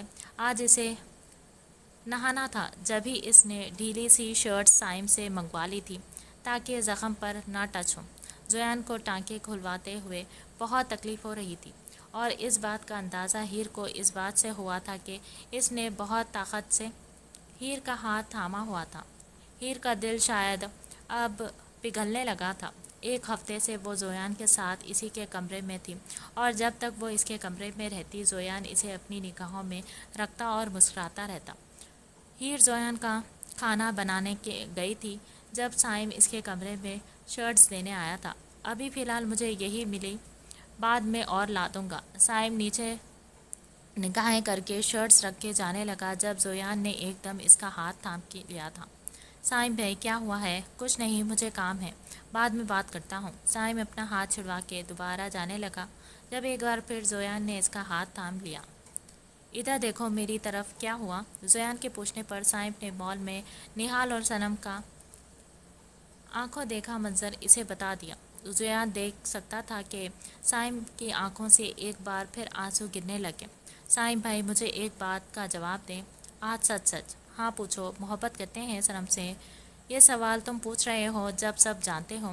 مجھے جاننا ہے، آپ کو محبت ہے صنم سے؟ اسے شامل کرنا چاہتے ہیں اپنی لائف میں؟ ہاں محبت نہیں، عشق ہونے لگا ہے۔ اسے نہیں جی سکتا اس کے بنا، نہ اسے کسی اور کا ہوتے دیکھ سکتا ہوں۔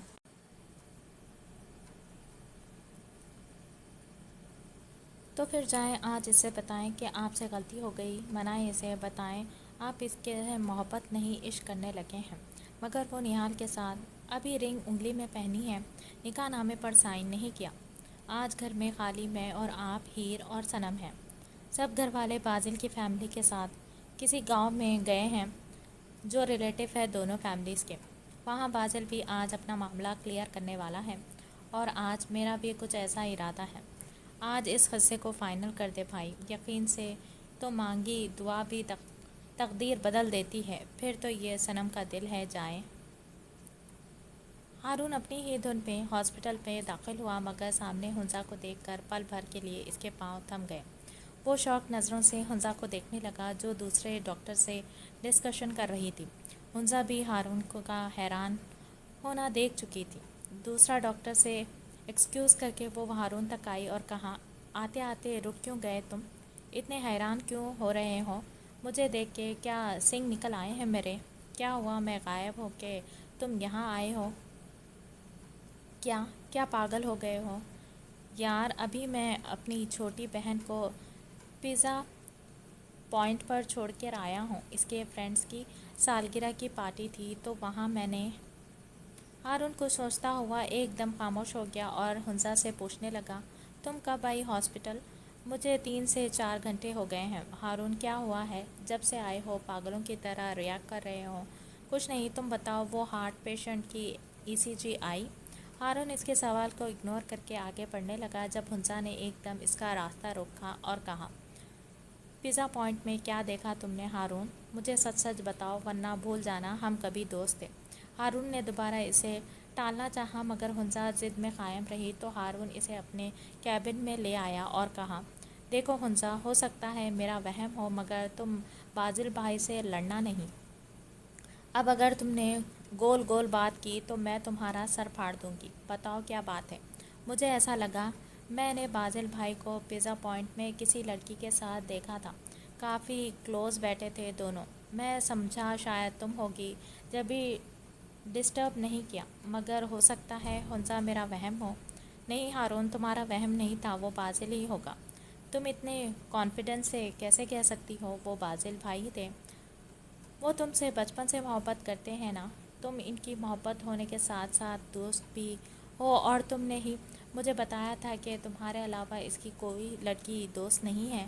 تو پھر یہ سب مجھے بتاؤ حنزہ، کیا چل رہا ہے سب؟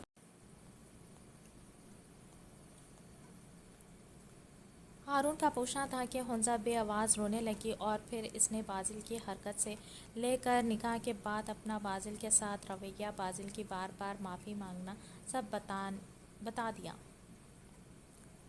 تم شاید پہلی لڑکی ہو حنزہ جس نے اپنی محبت کو اپنی انا کی وجہ سے اتنا تھکا دیا کہ اس نے کسی اور کے ساتھ میں سکون ڈھونڈنا شروع کر دیا۔ ہارون کی بات پر حنزہ نے پرشکوہ نگاہیں ہارون پر ڈال کے کہا، تم بھی مجھے غلط بول رہے ہو؟ نہیں حنزہ، میں مانتا ہوں کہ بازل بھائی کا طریقہ غلط تھا، مگر انہوں نے یہ سب تمہاری قربت حاصل کرنے کے لیے نہیں کیا تھا، بس تمہیں پانے کے لیے کیا تھا۔ اس کے بعد تم سے معافی بھی مانگی اور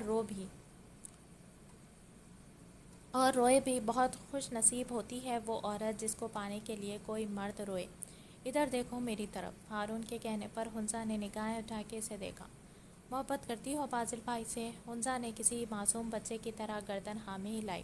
تو جاؤ بتاؤ انہیں کہ تم بھی غصے میں تھی، مگر ان سے بہت محبت کرتی ہو۔ حنزہ بتاؤ انہیں، ایسا نہ ہو کہ یہ دیر ہو جائے۔